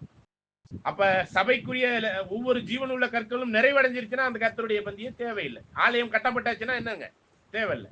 அப்ப இந்த இடத்துல சொல்லப்பட்ட 2ஆம் வருகைக்கான அந்த பதமானது எக்ரோமா என்ற ஒரு பதம். அதை நீங்க கிரேக்க பதத்துல போய் பாத்தீங்கன்னா to go or to come, to, அதாவது 2 பேரும் நேரடியாக சந்திக்கும் அளவும் அப்படிங்கிற ஒரு அர்த்தத்தை கொடுக்குது. அப்ப நேரடியாக சந்திப்பது எப்பனால சபை முடிஞ்ச பிறகுதான் எல்லாரும் ஒன்னா அவரை சந்திக்கக்கூடிய காலம் வரையும், அதாவது நம்ம மாமிசத்துல பூமியில மனுஷனா இருக்கிற வரையும் இந்த சபை வாய்ப்புல இந்த 1,44,000 பேருக்குரிய வாய்ப்புல ஓடி முடிக்கிற வரையும் இந்த கர்த்தருடைய பந்தியை அனுசரிக்கணுங்கிறதா அந்த வார்த்தைக்கான அர்த்தமா இருக்கு. இதுலதான் நம்ம குழம்ப வேணாம். அதனாலதான் ஒரிஜினல் கிரேக்க பதத்தையும் எபிரேய பதத்தையும் பார்த்தீங்கன்னா எல்லா விஷயமும் நம்மளுக்கு புரிய ஆரம்பிக்கும். ஆகவே இந்த கர்த்தருடைய பந்தியினுடைய மகத்துவம், அதனுடைய ஆழங்கள், அதனுடைய அனுசரிப்பினுடைய காரியங்கள் எல்லாம் அவருடைய ஜனங்களாகிய அவர்களுக்கு மட்டும்தான் இந்த உடன்படிக்கையின் ரகசியத்தை வெளிப்படுத்தி அதற்கான மகத்துவத்துக்குள்ளாக நம்மளை இந்த கர்த்தருடைய பந்திக்குள்ளாக நம்மளை கூப்பிடுறாரு. அதை நம்ம அனுசரிக்க வேண்டும். வருஷத்துக்கு ஒரு முறை தான் அனுசரிக்கணுங்கிறதையும் புரிந்து கொள்ளலாம். நம்ம தினந்தோறும் பலி செலுத்த வேண்டிய அன்றாட பலியானது ரோமர் 12:1 தான் ஒழிஞ்சு திருப்பலி என்று சொல்லப்படுகிற அப்பமும் திராட்சரசத்தையும் பலியா செலுத்துறது இல்ல. அது பலியே அல்ல. அது 2000 வருஷத்துக்கு முன்னாடி சிலுவையில பலி செலுத்தி முடிச்சிட்டார். இனி திரும்ப வந்து பலி செலுத்துவார் என்று வசனமே இல்லை. இனி மாமிசத்தில் வரவே மாட்டார்னு இருக்கு. அப்பனா என்ன, இந்த 2000 வருஷமும் மாமிசத்துல அப்பமும் திராட்சரசமா ஒவ்வொரு வாட்டியும் பலி செலுத்தப்பட்டுக்கிட்டு இருக்காருன்னு அர்த்தமா? எவ்வளவு தவறான போதனை தெரியுங்களா? முற்றிலும் தேவ தூசணம், அப்படிதான் சொல்லணும். இது தேவனுக்கு எதிரடையான, தெய்வீக நீதிக்கு எதிரடையான பொய்யான போதகத்தின் அடிப்படையில உண்மை சத்தியத்தை மறைத்து இந்த அன்றாட பலியை நீக்கி பாலாக்கும் அருவருப்புக்குரிய அருவருப்பை ஸ்தாபிச்சுட்டாங்க. அததான் நம்ம மத்தேயு 24ஆம் அதிகாரத்துல 14வது வசனத்துல 15வது வசனத்துல படிக்கிறோம். வேணா படிங்க. மத்தேயு 24ஆம் அதிகாரம் வசனம் 14, 15, பக்கம் 37. ராஜ்யத்தினுடைய இந்த சுவிசேஷம் பூலோகெங்கும் உள்ள சகல ஜாதிகளுக்கும் சாட்சியாக பாருங்க. ராஜ்யத்தின் சுவிசேஷம்னா ஆண்டவர் 2ஆம் வருகையில வந்து ராஜ்யம் பண்ணி கொண்டிருக்கிறார் நாங்க சொல்றோமா? எதன் அடிப்படையில சொல்றோம்? வசனம் அறிவிக்கப்பட்டாச்சா? அப்பொழுது முடிவு நிச்சயமா பக்கத்துல வந்துருச்சுன்னு அர்த்தமா? சரிங்களா? படிங்க அடுத்தது. அப்பொழுது முடிவு வரும். மேலும் பாழாக்குகிற அருவருப்பை குறித்து, பாழாக்கும் அருவருப்புனா இந்த திருப்பலி போன்ற பொய் சிலை வழிபாட்டினுடைய புனிதர் வணக்கத்தினுடைய எல்லா அருவருப்பும் இதுலதான் இருக்குது, கிறிஸ்தவத்துலதான் இருக்குது. அதெல்லாம் செய்து கொண்டிருக்கிற பாஸ்டர் நாய்க்கு அவர் தான், நான் தான் என் ஆடு அப்படின்னு பாரு, கர்த்தருடைய ஆட்டுகள் எல்லாம். சரிங்களா? என் ஆடு என் மந்தம் பாரு. பாஸ்டர்னால என்னங்க அர்த்தம்? மேய்ப்பர், போதகர் இல்ல, மேய்ப்பர். கர்த்தரின் மேய்ப்பர்னா இவர் மேய்ப்பர் ஆயிட்டாரு. சரிங்களா? இது மாதிரி எல்லா இடத்துலயும் பாழாக்கும் அருவருப்பு தான் இருக்குது. தொடர்ந்து வாசிங்க. பாழாக்குகிற அருவருப்பை குறித்து தானியேல் தீர்க்கதரிசி சொல்லி இருக்கிறானே, வாசிக்கிறவன் சிந்திக்க கடவன். நீங்கள் அதை பரிசுத்த ஸ்தலத்தில், அதாவது இந்த பூமிக்குரிய சபை ரெடியாகக்கூடிய இந்த சபைகள் மத்தியில இது என்ன இருக்குது? பாழாக்கும் அருவருப்பு ஸ்தாபிக்கப்பட்டு பொய் போதகத்துக்குரிய அருவருப்புகள் பாழாக்கும் அருவருப்பு இருக்கும். அதை நிற்க நீங்க பார்க்கும்போது சபைகள் மத்தியில இப்படி எல்லாம் அருவருப்பு இருக்குதுன்னு பார்த்துட்டீங்கன்னா இப்ப நீங்க எங்க ஓடணும்? படிங்க. யூதேயாவில் உள்ளவர்கள், அப்ப அன்னைக்கு யூதேயாவுல யார் இருந்தா? அன்னைக்கு முதல் நூற்றாண்டுல, அன்னைக்கு யூதேயாவுல முதல் நூற்றாண்டுல யார் இருந்தா? இஸ்ரேலர்கள் இருந்தாங்க. எல்லாரும் ஆலயத்தை நோக்கி வந்துகிட்டு இருந்தாங்கல்ல, அது அன்னைக்கு ஆலயம். இன்னைக்கு உண்மையான ஆலயம் யாரு? நம்ம தான் சபைகள் மத்தியில ஆலயமா இருக்கிறோம். அந்த ஆலயத்தின் மத்தியில யூதயா என்னும் இந்த கிறிஸ்தவ மார்க்கம் என்னும் இந்த மார்க்கமாகிய இந்த முழு மக்கள் தொகையின் மத்தியில எது இருக்குது? இப்ப பாலாக்கு மறுவறுப்பு. அப்ப யூதயா முழுவதிலும் இன்னைக்கு இருக்கிற கிறிஸ்தவம் முழுவதிலும் பாலாக்கு மறுவறுப்பு இருக்கு. அதை நீங்க வாசிச்சு சிந்திச்சிட்டீங்கன்னா இப்ப நீங்க எங்க ஓடணும்? மலைகளுக்கு ஓடணும். எத்தனை மலை இருக்கு?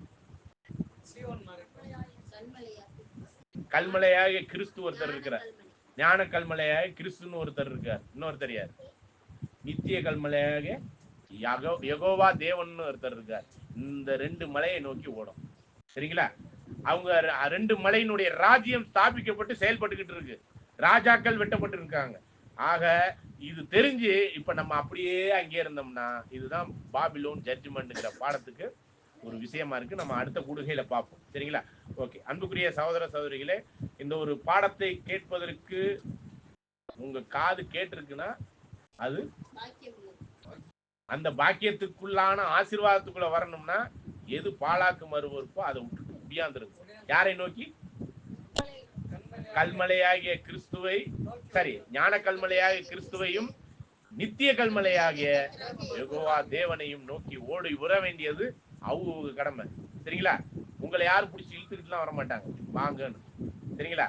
ஆக அந்த ஒரு காரியத்தை குறித்த ஒரு விஷயத்தை, அந்த ஜட்ஜ்மெண்ட்டை குறித்த காரியத்தெல்லாம் நம்ம அடுத்த கூடுகையில பார்ப்போம். தேவன் தாமே கிருபையோடு நம்மளை வழி நடத்தி ஆசீர்வதிப்பாராக. ஆமென்.